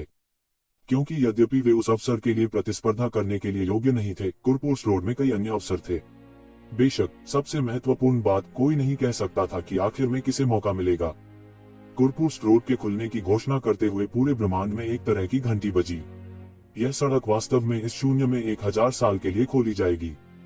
यह लोगों के लिए सार्वभौम सम्राटों से संबंधित पौराणिक अवसरों की खोज करने का समय और अवसर था। शांत शांति स्वर्ग, कुरपुस्ट्रोड के 33 स्वर्गों के निचले स्वर्ग में से एक। इस समय अनगिनत लोग इकट्ठे हुए, सभी कुरपुस्ट्रोड के लिए जो हर 100,000 वर्षों में केवल एक बार दिखाई देते थे। कई पुरानी प्राचीन वस्तुएं जो कई वर्षों से सो रही थी, वे भी घंटी की आवाज से जाग गईं और आ गईं। एक पल के लिए तो ऐसा लगा कि दुनिया के सारे देवता यहाँ इकट्ठे हो गए हों। यह एक विशाल, असीम, निर्जन क्षेत्र था। कोई नहीं जानता था कि इसे किसने स्थापित किया, केवल इतना कि इसे शांत शांति स्वर्ग कहा जाता था। कुरपुस्ट्रोड में कुल 33 ऐसे छोटे संसार थे जिन्हें 33 स्वर्ग के रूप में जाना जाता था, जिन्हें आगे ऊपरी, मध्य और निचले आकाश में विभाजित किया गया था। शांत शांति स्वर्ग निचले स्वर्गों में से एक था। क्योंकि यह केवल एक निचला स्वर्ग था, यह निस्संदेह मध्य और ऊपरी स्वर्गों की तुलना में अधिक सुरक्षित था, इसलिए यह वह स्थान भी था जिसे अनगिनत लोगों ने रहने के लिए चुना था। हालांकि यह एक निचला स्वर्ग था। शांत शांति स्वर्ग में कई प्राकृतिक खजाने और चमत्कार थे जो बाहरी दुनिया में खोजना मुश्किल था। यह वह कब्रिस्तान भी था जहां ज्यादातर लोग आते थे। उनके पास मध्य और ऊपरी स्वर्ग में लड़ने की ताकत नहीं थी, लेकिन कम से कम उन्हें निचले स्वर्ग में कोई समस्या नहीं थी। जब येज़ेवेन ने कुरपुस्ट्रोड की पहली दुनिया, शांत शांति स्वर्ग पर पैर रखा, तो कुरपुस्ट्रोड को खुले हुए कई दशक हो चुके थे। उसे अभी भी बहुत देर हो चुकी थी। वह उत्साह की पहली लहर को पकड़ने में असमर्थ था। इस समय 33 स्वर्ग आवाजों का उबलता हुआ हंडा था। 100,000 वर्षों से एक भी व्यक्ति नहीं था, लेकिन अब यह ऐसा था जैसे एक पूरी तरह से अलग दुनिया बदल गई हो। वह एक प्राचीन नगर में आया। यह शहर समय के मौसम के निशानों से ढका हुआ था, लेकिन इसे एक गठन द्वारा जबरन किया गया था। करोड़ों साल बीत जाने के बाद भी यह नहीं गिरा था। यह एक ऐसा स्थान भी था जहां कई विदेशी देवताओं ने बसने का विकल्प चुना। शांत शांति स्वर्ग में इस तरह के कई शहर थे और वे सभी कई पीढ़ियों में बनाए गए थे। हिडन वैली में भी संप्रदाय के सदस्यों के रहने के लिए एक ऐसा शहर था। हालांकि रीगल संप्रदाय द्वारा निर्मित सभी शहर ऊपरी स्वर्ग में थे। शांत शांति स्वर्ग में ऐसा कोई शहर नहीं था जो निचला स्वर्ग था। हालांकि इन शहरों ने रीगल संप्रदाय के सदस्यों को प्रवेश से मना करने की हिम्मत नहीं की। हकीकत में वे आधे खुले थे। शहर में प्रवेश करने के बाद वह लगभग महसूस कर सकता था कि हर जगह अत्याचारी ईश्वरीय इच्छा व्याप्त है। कई प्राचीन और शक्तिशाली देवता नगर में घूम रहे थे। यहाँ तक कि कई संप्रदाय और विरासतें भी जो शायद ही कभी देखने को मिली। ऐसा कहा जा सकता है कि यह भी एक भव्य घटना थी, एक भव्य आयोजन जो हर 100,000 वर्षों में होता था। उनके जैसा शुद्ध नवागंतुक स्वाभाविक रूप से हर चीज के बारे में बहुत उत्सुक था। शहर में थोड़ा और आगे बढ़ने पर उसे लोगों के अपना माल बेचने की आवाजें सुनाई दी। एक प्राचीन दिव्य कलाकृति, प्राचीन देवताओं द्वारा उपयोग की जाने वाली एक दिव्य कलाकृति। यह अन्य दिव्य कलाकृतियों की तुलना में बहुत मजबूत है। अब यह केवल 10 मिलियन दिव्य जड़ें हैं, केवल 10 मिलियन दैवीय जड़ें, और यह प्राचीन दैवीय कलाकृति आपकी है। तथाकथित प्राचीन भगवान शिल्पकृति प्राचीन देवताओं द्वारा दूर के अतीत में उपयोग की जाने वाली कलाकृति थी। उन देवताओं में से कई स्वर्गीय मार्ग की इच्छा से पैदा हुए थे, इसलिए उनकी शक्ति उसी क्षेत्र के देवताओं से कहीं अधिक मजबूत थी। उनमें से कई स्वर्गीय मार्ग की इच्छा से पैदा हुए थे, इसलिए वे उसी क्षेत्र के देवताओं से कहीं अधिक शक्तिशाली थे। उनमें से कई साथी दिव्य कलाकृतियों के साथ पैदा हुए थे। ये साथी दिव्य कलाकृतियां अधिग्रहित नहीं की गई थी, बल्कि प्राकृतिक रूप से बनी थी। एक बार जब कोई चीज जन्मजात से संबंधित हो जाती है, तो निस्संदेह उसका मूल्य कई गुना बढ़ जाता है। इसके अलावा यह एक जन्मजात दिव्य कलाकृति थी, इसलिए इन प्राचीन दैवीय कलाकृतियों को अक्सर उच्च कीमत पर बेचा जा सकता था। कोई उसके कान में चिल्ला रहा था। उसने सिर घुमाकर देखा। उन्होंने चुपचाप मोचन की आंख को सक्रिय किया और तुरंत तथाकथित प्राचीन दैवीय कलाकृति को देखा। यह केवल एक साधारण निम्न श्रेणी की दिव्य कलाकृति थी। यहाँ तक तथाकथित प्राचीन आभा भी केवल एक बेस थी। वह थोड़ा अवाक था। ये देवता वास्तव में यहाँ लोगों को ठगने के लिए थे। क्या ऐसा हो सकता है कि कुछ लोग वास्तव में मूर्ख होंगे? जब स्टॉल के मालिक ने येज़ेवेन को मुक्ति की आंख को सक्रिय करते हुए देखा, तो वह तुरंत अपने चेहरे के हाव भाव से बता सकता था कि येज़ेवेन ने अपनी तथाकथित प्राचीन दिव्य कलाकृति को पूरी तरह से देख लिया था। वह चमकते हुए मुस्कुराए बिना नहीं रह सका।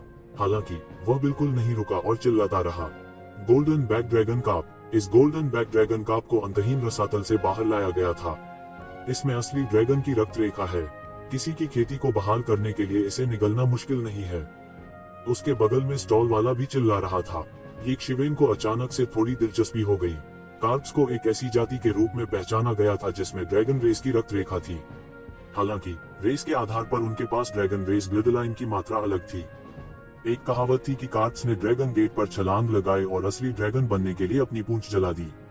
यह उस दृश्य को संदर्भित करता है जब कार्प जाति के पावर हाउस ने ड्रैगन गेट को पार किया, उनकी रक्त रेखा को शुद्ध किया और वास्तव में एक सर्वोच्च स्वर्गीय ड्रैगन में अवतरित हुए। ड्रैगन रेस, जो इन कार्प्स में बदल गई, ड्रैगन द्वीप पर भी एक बहुत शक्तिशाली दौड़ थी। उन्हें कार्प ड्रैगन कहा जाता था। वे साधारण शुद्ध रक्त वाली ड्रैगन जाति से भिन्न थे, लेकिन वे बहुत शक्तिशाली भी थे। वास्तव में उनमें से कुछ सामान्य ड्रैगन रेस से भी अधिक शक्तिशाली थे। इसलिए जब इन कार्पों की एक निश्चित सीमा तक खेती की जाती है, तो वे स्वचालित रूप से एक स्वर्गीय ड्रैगन में अवतरित हो जाते हैं। हालांकि कुछ कार्प दौड़ें थीं जो अपवाद से संबंधित थीं, जैसे कि यह गोल्डन बैक ड्रैगन कार्प। इस प्रकार की गोल्डन बैक ड्रैगन कार्प स्वर्ग और पृथ्वी की एक विशेष प्रजाति से संबंधित थी। वे खेती करने की क्षमता के साथ पैदा हुए थे। यह स्वतः खेती की श्रेणी से संबंधित था। कुछ गोल्डन बैक ड्रैगन कार्प्स जिन्होंने बहुत लंबे समय तक खेती की थी, उनकी तुलना स्वर्गीय ड्रैगन से भी की जा सकती है। हालांकि इन गोल्डन बैक ड्रैगन कार्प्स में अक्सर पर्याप्त ज्ञान नहीं होता था, इसलिए उन्होंने शायद ही कभी मानव रूप में बदलना चुना। वे प्रायः सभी तरह से साधना करते थे और लगातार अपनी शक्ति संचित करते थे। गोल्डन बैक ड्रैगन कार्प्स के कुछ भयानक पूर्वज सैकड़ों हजारों वर्षों तक शक्ति संचित कर सकते थे। इस प्रकार की शक्ति एक दुर्जय भगवान को मारने के लिए पर्याप्त थी, भले ही वे किसी जादुई शक्ति को न जानते हों। हालांकि इन गोल्डन बैक ड्रैगन कार्प्स में अक्सर जबरदस्त शक्ति होती थी, लेकिन यह नहीं जानती थी कि खेती कैसे की जाए। इसलिए ये कई लोगों की नजर में टॉनिक बन गए थे। वास्तव में वे बहुत ही पौष्टिक पूरक थे। परिणाम स्वरूप ड्रैगन द्वीप पर कुछ के अलावा गोल्डन बैकेट ड्रैगन कार्प्स को अन्य स्थानों पर शायद ही कभी देखा गया था। येज़ेवेन ने भी जब गोल्डन बैक ड्रैगन कार्प के बारे में रिकॉर्ड पढ़ा था, तो उन्होंने भी अंतहीन आह भरी थी। किसी को पता होना चाहिए कि अगर कोई एक को पकड़ सकता है तो हजारों साल के शक्ति संचय को बचा सकता है। ये बस एक शॉर्टकट था। यदि कोई गोल्डन बैक ड्रैगन कार्प के पूर्वज को पकड़ सकता है, तो यह हवा से सैकड़ों हजारों वर्षों तक अपनी खेती को बढ़ाने के बराबर था। ऐसी आसमान छूती खेती वाकई भयानक थी। हालांकि गोल्डन बैक ड्रैगन कार्प इतनी कीमती चीज थी, इसे सड़क पर कैसे बेचा जा सकता है? पिछले स्टॉल के मालिक को साधारण दिव्य उपकरणों को प्राचीन दिव्य उपकरणों के रूप में बेचते देखने के बाद येज़ेवेन के दिल में पहले से ही एक अनुमान था। इसलिए उसने केवल छुटकारे का नेत्र खोला। सामने वाले स्टॉल के मालिक को इसकी कोई परवाह नहीं थी। वह बहुत आत्मविश्वासी दिखे। ये जिवेन्स आई ऑफ रिडेम्पशन कुछ भी गलत नहीं देख सका। यह गोल्डन बैक ड्रैगन कार्प वास्तव में असली थी, न कि नकली। उसने देखा कि फिश टैंक में गोल्डन बैक ड्रैगन कार्प बड़ी नहीं थी। यह लगभग एक साधारण कार्प के आकार जैसा था। हालांकि इस कार्प का शरीर ड्रैगन कबीले की आभा से भरा हुआ था। इसमें ड्रैगन सींगों की एक जोड़ी थी और इसके शरीर पर तराजू को ड्रैगन कबीले के गहन तावीजों के साथ उकेरा गया था। इसकी पीठ पूरी तरह से सुनहरी थी, जैसे कि यह शुद्ध सोने से बनी हो। इसकी आंखें कुछ बेजान थीं। उसे अचानक पता चला कि कुछ गलत था। हालांकि उन्होंने इस गोल्डन बैक ड्रैगन कार्प को पहले कभी नहीं देखा था, लेकिन उन्होंने इसके रिकॉर्ड देखे थे। इसे एक अत्यंत क्रूर प्रजाति कहा जा सकता है। इसकी आंखें असली अजगर की तरह भयंकर थीं और इसका स्वभाव बेहद खराब था। एक शक्तिशाली गोल्डन बैक ड्रैगन कार्प अपनी पूंछ के एक थप्पड़ से अपने असली शरीर को भी मार सकती है। यह इतना बेजान कैसे हो सकता है? इस संदेह के साथ येजिवेन ने तुरंत मुक्ति की आंख को सक्रिय किया और ध्यान से इसकी जांच की। इस गोल्डन बैक ड्रैगन कार्प की आभा थोड़ी स्पष्ट थी। हालांकि यह एक शक्तिशाली ड्रैगन आभा द्वारा कवर किया गया था। यह ड्रैगन आभा स्वयं द्वारा निर्मित नहीं लगती थी। इसके बजाय यह बाद में जोड़ा गया प्रतीत होता है। ड्रैगन आभा जोड़ने का उद्देश्य पहले से ही बहुत स्पष्ट था। यह लोगों को धोखा देने के लिए था। यह गोल्डन बैक ड्रैगन कार्प शायद मर रही थी। इसमें कोई आश्चर्य नहीं था कि इस स्टॉल में इतनी कीमती गोल्डन बैक ड्रैगन कार्प बेची जा रही थी। यह गोल्डन बैक ड्रैगन कार्प कितने की है? मुझे यह चाहिए। येजिवेन ने अचानक अपना मुंह खोला और कहा। उसके सामने वाले स्टॉल का मालिक तुरंत खुशी से झूम उठा। अंत में किसी को मूर्ख बनाया गया था। यह गोल्डन बैक ड्रैगन कार्प एक वास्तविक गोल्डन बैक ड्रैगन कार्प है। इसके अलावा इसकी रक्त रेखा बहुत शुद्ध है। यदि आप इसे खरीदते हैं और इसे ठीक से प्रशिक्षित करते हैं और यदि आपके पास इसकी बुद्धि को जगाने का अवसर है, तो आपकी भविष्य की साधना असीमित होगी। फिर आपके पास एक उत्कृष्ट पालतू जानवर होगा। स्टॉल के मालिक ने बकबक की। उन्होंने अपने गोल्डन बैक ड्रैगन कार्प को बड़ा चढ़ाकर पेश करने की पूरी कोशिश की। बकवास बंद करो। यह कितना है? येजिवेन ने कुछ अधीरता से कहा। उसके दिल में एक हल्का अनुमान था और उसका दिल बेहद उत्साहित था। अगर यह सच होता तो वह सचमुच इस बार एक बड़ा खजाना लेने जा रहा था। स्टॉल के मालिक ने येजिवेन को हैरानी से देखा। उसे उम्मीद नहीं थी कि यह चूसने वाला इतना सीधा होगा। वह जल्दी से मुस्कुराया और कहा, 50 लाख दिव्य जड़ें। जब तक आपके पास 50 लाख दिव्य जड़ें हैं, यह गोल्डन बैक ड्रैगन कार्प आपकी होगी। मेरे पास पैसे की भी कमी है, अन्यथा मैं यह गोल्डन बैक ड्रैगन कार्प किसी और को नहीं देता। ठीक है। येजिवेन ने सिर हिलाया और इस पर कोई मोलभाव नहीं किया। जरा ठहरिए। अचानक एक नाजुक चीख सुनाई दी। अचानक एक चीख हुई। दूर से कदमों की आहट आई। येजिवेन ने अपना सिर घुमाया और चमकदार लाल पोशाक में एक खूबसूरत महिला को देखा। वह लगभग 20 वर्ष की थी और वह आग की लपटों की तरह दौड़ी चली आई। जब स्टॉल के मालिक ने महिला को लाल पोशाक में देखा तो उसका चेहरा अचानक बदसूरत हो गया और उसके मुंह का कोना थोड़ा हिल गया। यह लड़की फिर से क्यों है? हालांकि यह वाक्य बहुत धीमी आवाज में कहा गया था, फिर भी येजिवेन ने इसे सुना। वह मदद नहीं कर सका, लेकिन थोड़ा अजीब महसूस कर रहा था। लाल पोशाक में महिला एक पल में दोनों के सामने आ गई थी। वह अपने हाथों को अपनी पीठ के पीछे करके खड़ी थी और श्रेष्ठता की भावना थी। जुयानेर, तुम यहाँ फिर से क्या कर रही हो? स्टॉल वाला थोड़ा लाचार और थोड़ा गुस्से में नजर आया। बेशक, आपको धोखा देने से रोकने के लिए, लाल पोशाक में महिला ने सच कहा। फिर उसने येजिवेन की ओर देखा और कहा, यदि आप उसका सामान खरीदना चाहते हैं तो आपको सावधान रहना चाहिए। इस आदमी का आपराधिक रिकॉर्ड है। वह आप जैसे नए लोगों को धोखा देने के लिए कुछ नकली चीजों का इस्तेमाल करना पसंद करता है। तुम्हें कैसे पता कि मैं अभी आया हूँ?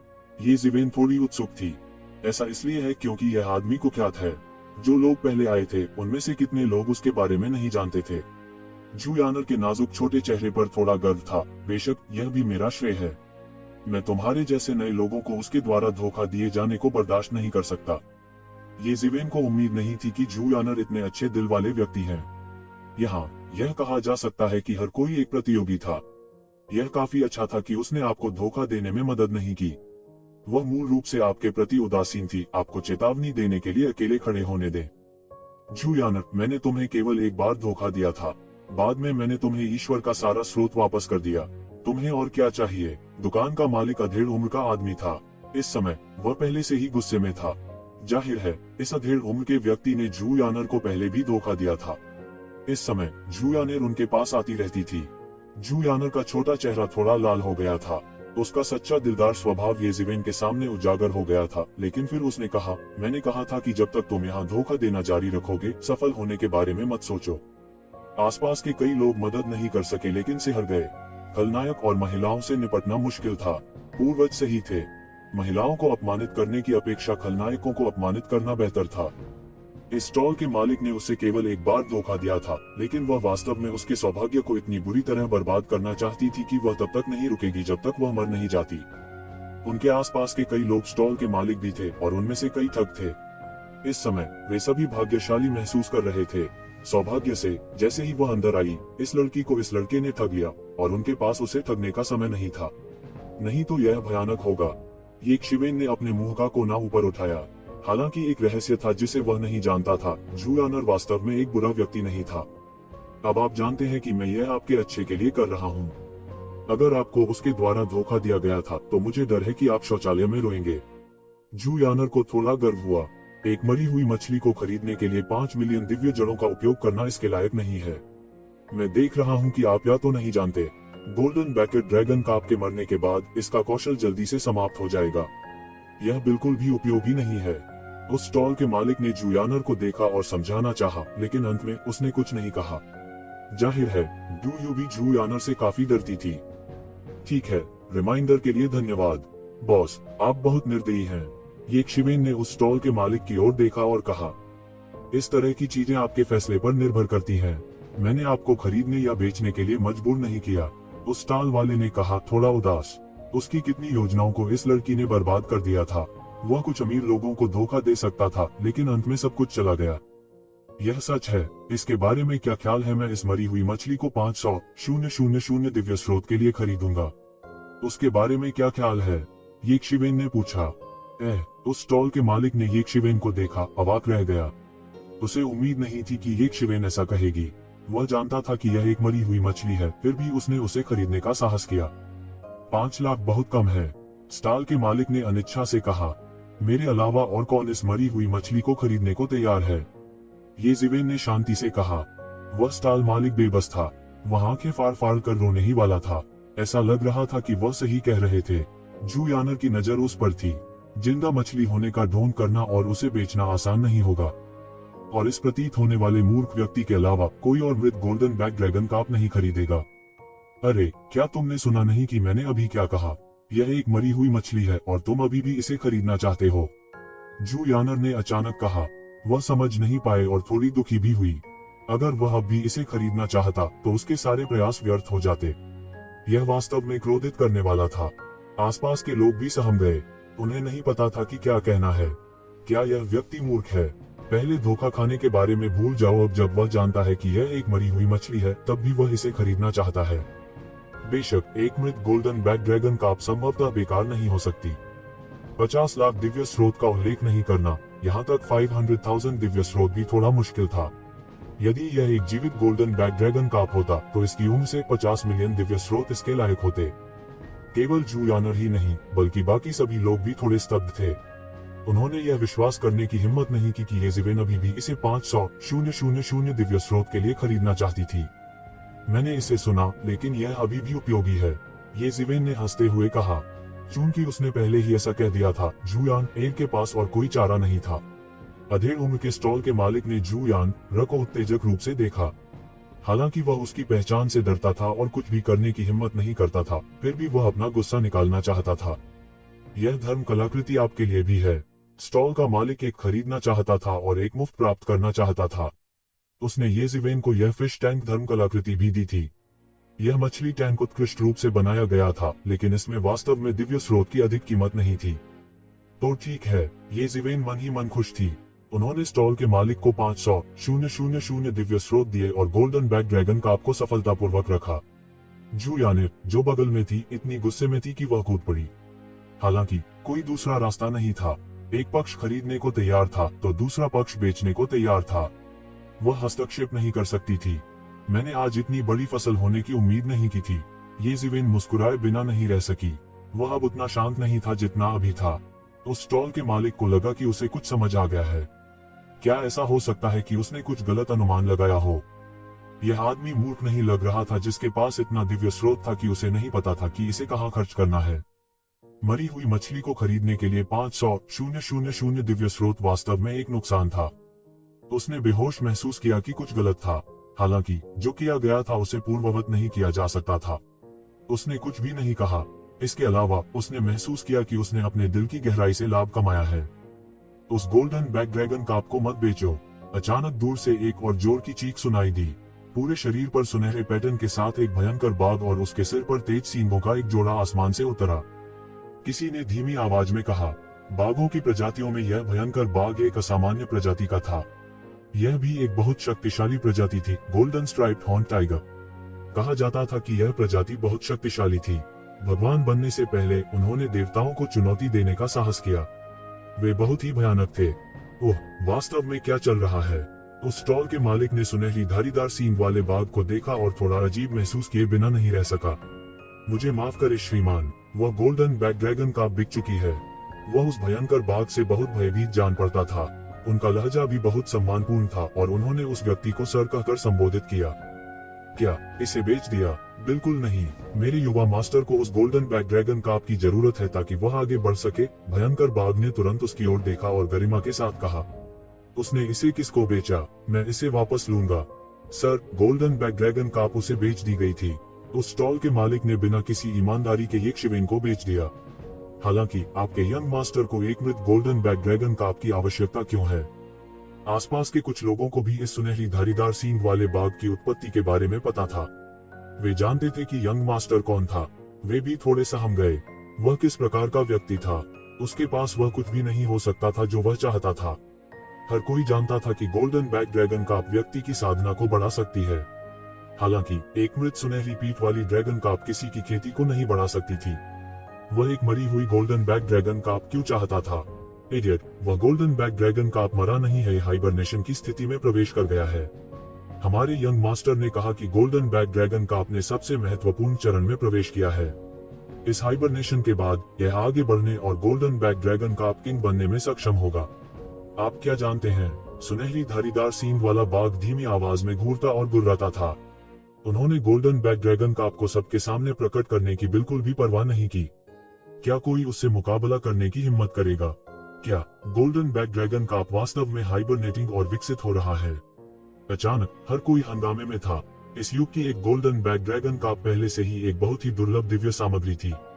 यदि यह गोल्डन बैक ड्रैगन काप पौराणिक golden back dragon carp king में विकसित हो सकता है तो इसका मूल्य तेजी से बढ़ जाएगा।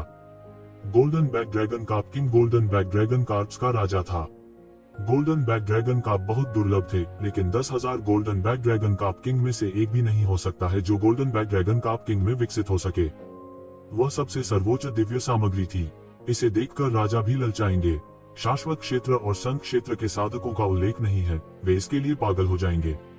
उस समय सभी की निगाहें येशिवेन की ओर मुड़ गईं। वे कैसे नहीं समझ सकते थे कि येशिवेन उस तरह का बेवकूफ नहीं था जैसा कि हर कोई सोचता था कि वह है। वह मूर्ख था जिसे मूर्ख बनाया गया था। उसने स्पष्ट रूप से देखा था कि तथाकथित मृत गोल्डन बैक ड्रैगन काप विकास के कगार पर थी। यह केवल हाइबरनेटिंग और विकसित हो रहा था। हर कोई उसके द्वारा लगभग मूर्ख बना दिया गया था। उन्होंने वास्तव में सोचा था कि वह ईमानदार और मूर्ख बनाने में आसान था। मुझे लगा तुम बहुत ईमानदार हो। मुझे उम्मीद नहीं थी कि तुम इतने चालाक आदमी हो। जू यान एर कहने से खुद को रोक नहीं पाए। उसने अभी अभी उसके लिए बात की थी। उसे उम्मीद नहीं थी कि उसने पहले से ही सब कुछ प्लान कर लिया है। कोई आश्चर्य नहीं कि उसे एक मरी हुई मछली वापस खरीदनी पड़ी, चाहे उसने उसे कैसे भी उठाया हो। ओह, मुझे देखा गया है। यह थोड़ा मुश्किल है, येशिवेन ने स्पष्ट रूप से कहा। ओह, मुझे देखा गया है। यह मुश्किल होने वाला है, येशिवेन ने शांति से कहा। येशिवेन ने कहा कि यह परेशानी भरा था, लेकिन उनकी अभिव्यक्ति ईमानदार नहीं थी। वह बिल्कुल भी परेशानी में नहीं लग रहा था। यह मामला स्वाभाविक रूप से पेचीदा था।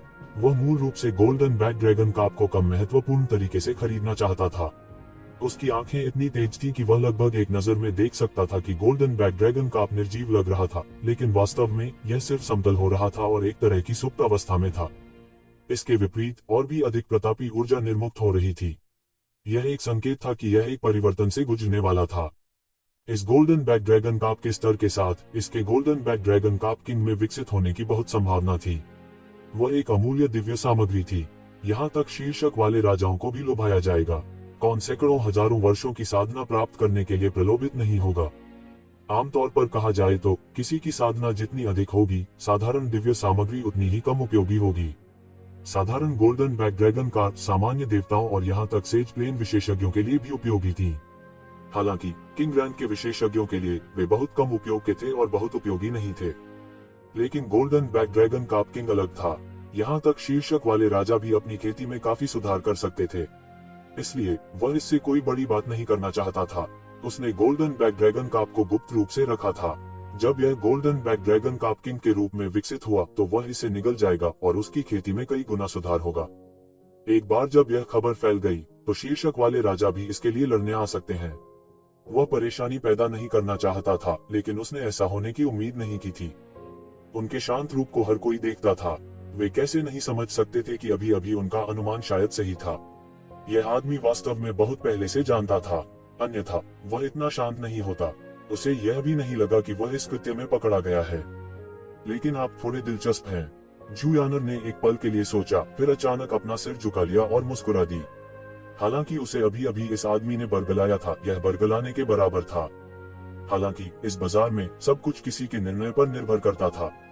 अगर उसे बरगलाया गया तो वह कुछ नहीं कर सकती थी। हालांकि अगर उसे एक या दो अच्छी चीजें मिल सकती थी तो यह इसलिए भी था क्योंकि उसके पास अच्छा निर्णय था। यहाँ तक वह यह भी नहीं बता सकती थी कि यह गोल्डन बैक ड्रैगन कार्प मरा नहीं था और एक निष्क्रिय विकास में था। लेकिन उसके सामने यह लड़का बता सकता था। उनका निर्णय सरल नहीं था। ये शिवेन ने उदासीनता से अपने कंधे उचकाए। उसने इसे उचित और चौकोर खरीदा था, इसलिए चिंता की कोई बात नहीं थी। मैं पहले जा रहा हूँ। ये शिवेन तुरंत घूमा और जाने वाला था। इंतजार, स्टॉल वाले ने तेजी से आगे बढ़कर कहा। क्या हुआ? क्या आप अपनी बात से पीछे हटना चाहते हैं? ये जिवेन की बाहें तनी थी, लेकिन उसके मुंह के कोने पर एक फीकी मुस्कान थी। मुझे खेद है, यह हमारी लापरवाही है। हम इस गोल्डन बैक ड्रैगन कार्प को नहीं बेचेंगे। हम आपको वह दिव्य स्रोत लौटा देंगे जो आपने अभी प्राप्त किया है, और हम आपको दोगुना भुगतान करेंगे। यह कैसा रहेगा? स्टॉल वाले ने बेशर्मी से कहा। उन्होंने इसके बारे में बहुत स्पष्ट रूप से सोचा था। ये शिवेन को बेचने से उसे शौचालय में रोना आ जाएगा। जियांग यी ने वास्तव में एक संभावित golden back dragon carp king को केवल 5 लाख दिव्य जड़ों के लिए बेच दिया था। हालांकि वह जानता था कि golden back dragon carp king को रखना उसके लिए मुश्किल होगा। अगर वह इसे इस गोल्डन स्ट्राइप्ड हॉर्न टाइगर को बेच देता है तो वह निश्चित रूप से एक बड़ी रकम कमाएगा। हे, तुमने यह क्यों नहीं कहा कि तुम लापरवाह थे जब तुमने अभी अभी मुझे धोखा देने के लिए एक मरी हुई मछली का इस्तेमाल किया था? जब आप इसे वापस चाहते हैं तो आपको बस छोड़ देना चाहिए। Golden back dragon carp king पहले से ही उसके हाथों में था और वह अब भी इसे वापस चाहता था। वह बहुत ज्यादा सोच रहा था। दोस्त, एक दोस्त को केवल एक फोफिट पीने के लिए मना मत करो, स्टॉल वाले ने ठंडेपन से कहा। अपने धन के स्रोत को काटना अपने माता पिता को मारने जैसा था। उसके दृष्टिकोण से ये जिवेन के कार्यों ने पहले ही उसके धन के स्रोत को काट दिया था। स्वाभाविक रूप से यह ऐसा था जैसे उसे उससे गहरी नफरत थी। आप एक दोस्त को केवल एक फोफिट पीने के लिए मना करते हैं। क्षमा करें, मैं एक ऐसा व्यक्ति हूं जिसे फोफिट पीना पसंद है। मैं देखना चाहता हूं कि इसका स्वाद कैसा होता है। ये जिवेन की अभिव्यक्ति तुरंत ठंडी हो गई। सबसे पहले इस व्यक्ति ने उसे धोखा देने के लिए एक नकली का इस्तेमाल किया। अब वह वास्तव में गोल्डन बैक ड्रैगन कार्प को वापस छीनना चाहता था। इससे ये पूरी तरह से नाराज हो गई थी। जिवेन, सिर्फ एक फोफिट पीने के लिए दोस्त को मना मत करो। आप शायद नहीं जानते कि इस गोल्डन बैक ड्रैगन कार्प को चाहने वाला व्यक्ति किस तरह का बड़ा शॉट है। स्टॉल के मालिक ने धीमी आवाज में धमकी दी।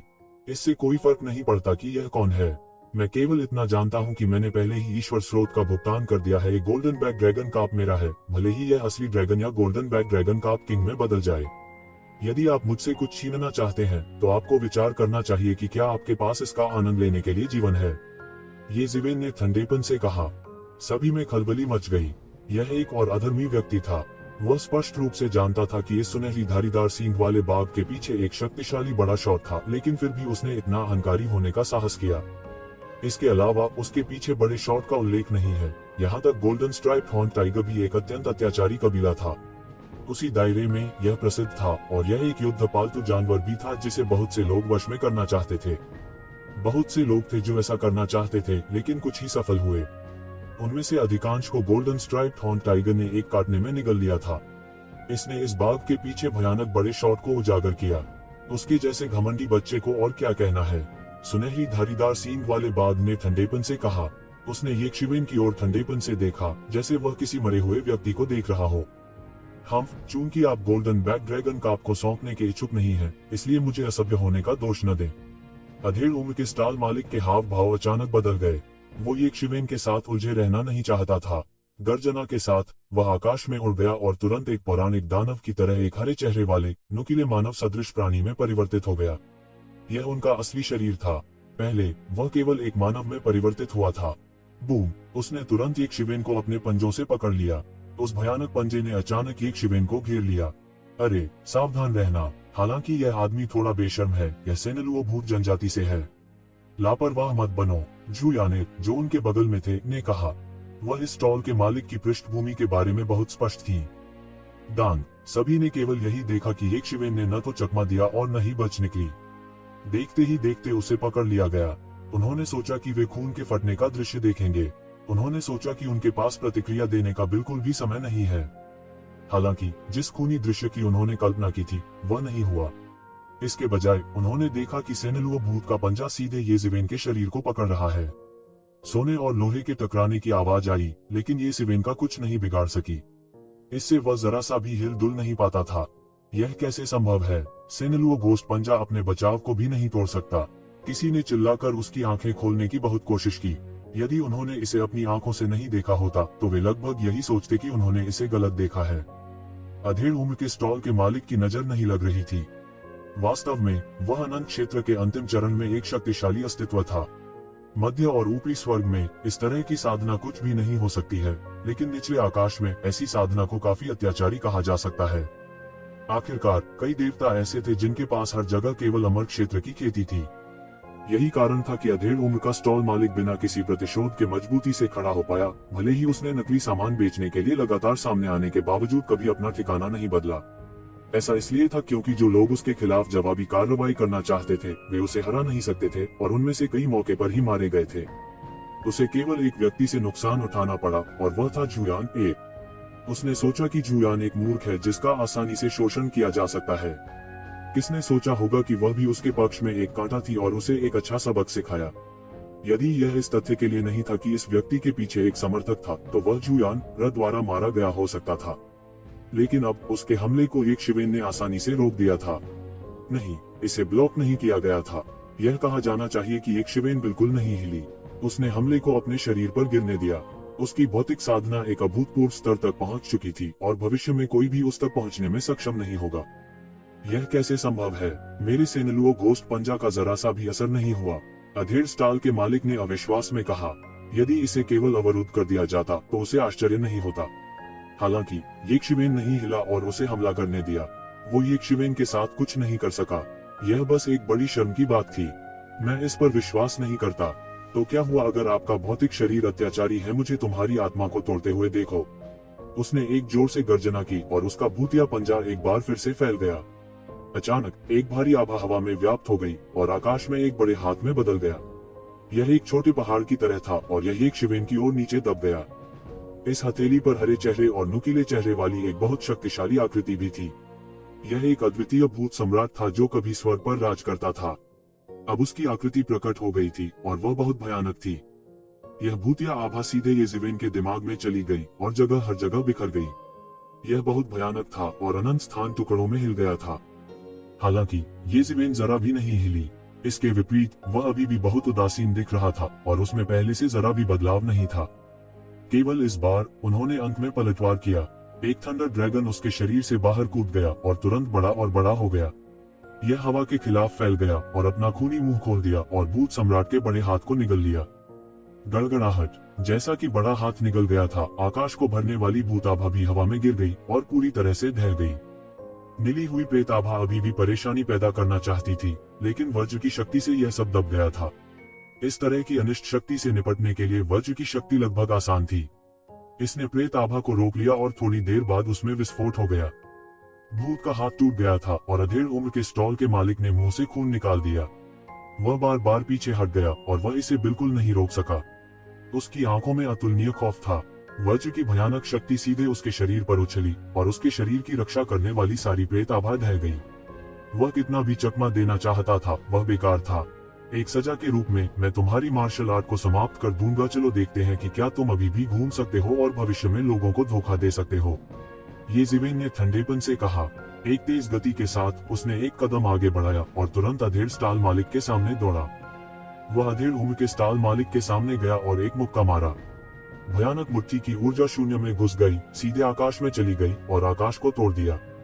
उसके पीछे वज्र की असीम शक्ति थी। गड़गड़ाहट की विशाल शक्ति ने दुनिया को भर दिया और एक थंडर ड्रैगन उसमें बंद हो गया। यह स्वर्ग के प्रतिशोध की शक्ति थी और यह अब उसके नियंत्रण में थी। ये गरजने वाले ड्रैगन लगातार आपस में जुड़े रहे और पूरे स्थान पर कब्जा कर लिया। सभी कानूनों को तुरंत दबा दिया गया और गड़गड़ाहट और बिजली के क्षेत्र में बदल दिया गया। जैसे ही उसने अपनी चाल चली, उसने गड़गड़ाहट और बिजली की एक अत्यंत अत्याचारी खेती दिखाई और एक शक्तिशाली गड़गड़ाहट और बिजली का हमला हुआ। घने भूत की ऊर्जा नमकीन पानी में टोफू की तरह बहने लगी और सीधे अधेड़ उम्र के स्टॉल मालिक के शरीर पर गिर गई। टकराना, यह मुक्का तुरंत मध्यम आयु वर्ग के स्टॉल मालिक की छाती में घुस गया और उसके आंतरिक अंग पाउडर में बदल गए। उसका पूरा शरीर उल्टा उड़ गया और बीच हवा में उभरे अवरोध से जमकर टकराया। यह शहर अनगिनत वर्षों से अस्तित्व में था और यह कहा जा सकता है कि शहर में हर जगह इस तरह के अवरोध थे। अन्यथा ये अस्तित्व, जो सभी देवता थे, आसानी से एक दुनिया को नष्ट कर सकते थे। एक छोटे से शहर की तो बात ही छोड़ दें। दहाड़, मैं तुमसे लड़ूंगा। अधेड़ उम्र का स्टॉल मालिक दहाड़ता रहा और उसका शरीर बढ़ता रहा। वह पूरे 3 फीट लंबा था और उसके माथे पर एक भूत की आंख दिखाई दे रही थी। यह एक प्रकार की जादुई शक्ति थी जिसे उन्होंने परिष्कृत किया था। इस तरह की भूतिया आंख ने एक तरह की अद्भुत भूत ऊर्जा का उत्सर्जन किया और इसने वास्तव में ये ज़मीन की गड़गड़ाहट और बिजली की शक्ति को दूर कर दिया। उसकी भूतिया आंख खुल गई और एक पल में दुनिया भूतों की दुनिया में बदल गई और यह बहुत भयानक लग रही थी। रात में सैकड़ों भूत चले और भूतों की दहाड़ हर जगह सुनाई दे रही थी। भयानक भूत ऊर्जा भी फैल गई और ये ज़मीन के कपड़े हवा में लहरा गए। आपने मुझे इस चाल का उपयोग करने के लिए मजबूर किया, आपको गर्व होना चाहिए।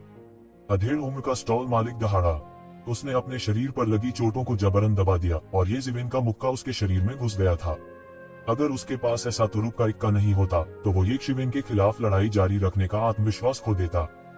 लेकिन अब कोई रास्ता नहीं था। इस बात का जिक्र ही नहीं कि इस कदम का इस्तेमाल करने के बाद भी उन्हें उम्मीद थी। भूत सम्राट की आंख, क्या यह पौराणिक भूत सम्राट की आंख हो सकती है? यह आदमी साधारण दिखता है, लेकिन किसने सोचा होगा कि वह वास्तव में इस तरह की एक महान आंख पैदा कर सकता है। किंवदंती है कि यह घोस्ट रेस की अजेय इकाई भूत सम्राट द्वारा खेती की गई एक दिव्य क्षमता है। यह दुनिया की सर्वोच्च शक्ति का प्रतिनिधित्व करती है। अफवाह यह है कि इस तरह की आंख में अद्वितीय जादुई प्रभाव होता है। भूत कबीले में इसे एक अत्यंत शक्तिशाली जादुई क्षमता माना जाना चाहिए। भूत सम्राट की आंख उसके सिर के ऊपर देखकर हर कोई हैरान रह गया। किसी को उम्मीद नहीं थी कि इस अधेड़ उम्र के स्टॉल के मालिक ने अपनी ताकत को इतनी गहराई तक छुपाया होगा। यहाँ तक सुनहरी धारीदार सींग वाले बाघ की आंखें भी डर से भर गईं। शुरू में इसने इस अधेड़ उम्र के स्टॉल मालिक को गंभीरता से नहीं लिया, लेकिन अब चीजें अलग थीं। शायद यह समय उस पर अधिक ध्यान देने का था। सेनेलुओ घोस्ट राइड के अधेड़ उम्र के स्टॉल मालिक ने घोस्ट एम्परर्स आई निकालने के बाद उसकी जादुई शक्ति आसमान छू गई। वह एक शक्तिशाली भूत देवता की तरह था जो स्वर्ग और पृथ्वी के साथ जुड़ा हुआ था। उसके और स्वर्ग और पृथ्वी के बीच कोई अंतर नहीं था। स्वर्ग और पृथ्वी भूतों के विलाप और भेड़ियों के हाहाकार से भर गए, मानो स्वर्ग और पृथ्वी रो रहे हों। इस समय अधेड़ उम्र के स्टॉल के मालिक को भूत सम्राट का पुनर्जन्म लग रहा था। इस भूत सम्राट की नजर जहां भी जाती, आसमान चकनाचूर हो जाता। अनगिनत भूत हाहाकार करेंगे, जगह को नरक में बदल देंगे। उसके शरीर के चारों ओर एक विशाल कवच बन गया जो उसकी रक्षा कर रहा था। यह ऐसा था जैसे असली भूत सम्राट का पुनर्जन्म हुआ हो। हालांकि यह दौड़ अब कम महत्वपूर्ण थी, लेकिन यह एक बार बेहद शानदार थी। अतीत में एक भूत सम्राट था जिसने दुनिया को हिलाकर रख दिया था। उसने दुनिया में कहर बरपाया और दुनिया को भूतों के दायरे में बदलने की कोशिश की। बाद में उसने मानव जाति के एक पुराने सम्राट को उकसाया जिसने उसे मार डाला। हालांकि इसने भूत सम्राट की प्रतिष्ठा को नुकसान नहीं पहुंचाया। ऐसा इसलिए था क्योंकि उसे मारने वाला सम्राट कोई और नहीं बल्कि पवित्र सम्राट जुआनेवान था। जब पवित्र सम्राट का पुनर्जन्म हुआ तो वह दुनिया में लगभग अजेय था। यदि मजबूत और कमजोर सम्राट होते तो पवित्र सम्राट जुआनेवान निस्संदेह उनमें से सर्वश्रेष्ठ होते। उनकी तुलना किसी से नहीं की जा सकती थी। भूत सम्राट के मारे जाने के बाद इस दौड़ में तेजी से गिरावट आई और अधिक से अधिक कम महत्वपूर्ण हो गई। हालांकि किसी ने भी इस दौड़ को कम आंकने की हिम्मत नहीं की। द घोस्ट एम्परर्स आई। आपने इसकी खेती नहीं की, किसी ने इसकी बलि दी होगी। बाद में आपने इसे प्राप्त किया और इसे अपने शरीर में एकीकृत कर लिया। यह शक्ति आपकी नहीं है। इसे हर समय आपकी शक्ति का क्षरण करना चाहिए। यह वास्तव में दुखद है। ये ज़िवेन ने उपहास किया। उन्होंने मोचन की आंख खोली और इसे एक पल में देखा। हालांकि घोस्ट एम्परर की आंख शक्तिशाली लग रही थी, यह उसके द्वारा संघनित नहीं था। उसने इसे दुर्घटना से प्राप्त किया, फिर उसने इसे अपने शरीर में सूंघ लिया। आखिरकार यह उसके द्वारा खेती नहीं की गई थी। इसके अलावा वह इसे नियंत्रित नहीं कर सका। यहाँ तक जब भूत सम्राट की आंख खोली गई थी, तब भी वह हर मिनट और सेकंड में उनकी आध्यात्मिक शक्ति और जीवन सार को अवशोषित कर रहा था। यह एक देवता के लिए भी बहुत घातक था। तो क्या हुआ? जब तक मैं तुम्हें मारूंगा, मैं इस बार अपने सभी नुकसानों की भरपाई कर सकता हूँ। वास्तव में मैं और भी आगे जा सकता हूँ, इसलिए तुम्हें मर जाना चाहिए। अधेड़ उम्र का यह स्टॉल मालिक पूरी तरह से पागल हो गया था। उसके भूतिया पंजों ने शून्य को चीर डाला। भयानक शक्ति ने एक काली दरार बनाई और यक्षविन की ओर फैल गई। द घोस्ट एम्परर्स आई थोड़ी दिलचस्प है, हालांकि यह केवल थोड़ी दिलचस्प है, भी तुम्हारे और मेरे बीच की खाई को भरने का कोई रास्ता नहीं है। ये ज़िविन ने व्यंग्य किया। उसने बस अपना हाथ थोड़ा बढ़ाया और एक उंगली उठाई। फैलती हुई दरार उसके सामने रुक गई। भयानक शक्ति ने उसकी उंगली पर काम किया, हालांकि यह उसकी त्वचा को भी नहीं तोड़ सकता था। हर कोई अलार्म में चिल्लाया। वे भी यक्षविन की आश्चर्यजनक चाल से डर गए थे। यह कैसी भयानक शक्ति थी? उन्होंने सिर्फ एक उंगली से सारे अटैक को ब्लॉक कर दिया था। यह बहुत असामान्य था। हालांकि उन्हें अभी कुछ अनुमान था कि यक्षविन की शारीरिक साधना बहुत मजबूत थी। उन्हें उम्मीद नहीं थी कि यक्षविन एक उंगली से उसके हमलों को रोक सकती है। यह अब असामान्य नहीं था, वह सिर्फ एक राक्षस था। असंभव। अधेड़ उम्र का स्टॉल मालिक दहाड़ा। उसकी गर्जना वज्र के समान थी। वह बाहर निकला और उसकी भूतिया आकृति एक पल में टिमटिमा गई। वो सीधे यक्षविन के सामने भड़का और यक्षविन पर झपट्टा मारा। वह भूत की तरह दिखाई दिया और गायब हो गया। वह बिजली की तरह तेज था। इसके अलावा उसकी शक्ति भी अत्यंत भयानक थी। उसने एक पेंटिंग की तरह आकाश को आसानी से अलग कर दिया। हम्फ। यक्षविन ने ठंडी सांस ली। उसने एक मुक्का मारा और प्रतिद्वंद्वी के भूतिया पंजों से टकरा गया। टकराना, टक्कर की भयानक आवाज हुई। अधेड़ स्टॉल मालिक चिल्लाया। उसका पूरा हाथ मौके पर खून के धुंध के बादल में कुचल दिया गया था। अधेड़ उम्र के स्टॉल मालिक की खेती को उसी दायरे में रहने वालों के बीच बेहद मजबूत कहा जा सकता है। हालांकि यक्षविन की तुलना में वह बहुत हीन था। वह हजारों साल पहले ही यज़िविन का विरोधी नहीं था, हजारों साल बाद तो दूर की बात है। उनमें से दो बिल्कुल समान स्तर पर नहीं थे। हुश। अधेड़ उम्र के स्टॉल मालिक के शरीर के परखच्चे उड़ गए। हालांकि भूत सम्राट की आंख उसके सिर के शीर्ष पर अचानक खुल गई। इसने एक भयानक भूतिया आभा निकाली, एक शक्तिशाली सदमे की लहर बनाई जो यक्षविन की ओर बढ़ी। हालांकि सभी की नजरों में यह भयानक हमला, जो समय और स्थान को भी विकृत कर सकता था, यक्षविन ने अपने नंगे हाथों से अवरुद्ध कर दिया था। उसने उसे धूल में मिला दिया। यह कैसे संभव है? अधेड़ उम्र के स्टॉल मालिक की आंखें अतुलनीय सदमे से फैल गईं। वास्तव में वह पहले कभी असफल नहीं हुआ था। भले ही वह शाश्वत क्षेत्र का शिखर था जो उससे अधिक मजबूत था, अगर वह सावधान नहीं होता तो वह भी गंभीर रूप से घायल हो जाता। यक्षविन ने आसानी से इस तरह के हमले को शून्य में बदल दिया था। ऐसी ताकत वाकई भयानक थी। यह असंभव क्यों है? उसे एक भूतिया आवाज सुनाई दी। उसे नहीं पता था कि कब यक्षविन उसके सामने आ गई। उसने अपने भूत सम्राट की आंख को पकड़ने के लिए हाथ बढ़ाया। क्योंकि यक्षविन की गति बहुत तेज थी, उसके पास प्रतिक्रिया करने का समय भी नहीं था। उसे केवल तेज दर्द महसूस हुआ। घोस्ट एम्परर्स आई को सीधे खोदकर निकाला गया था।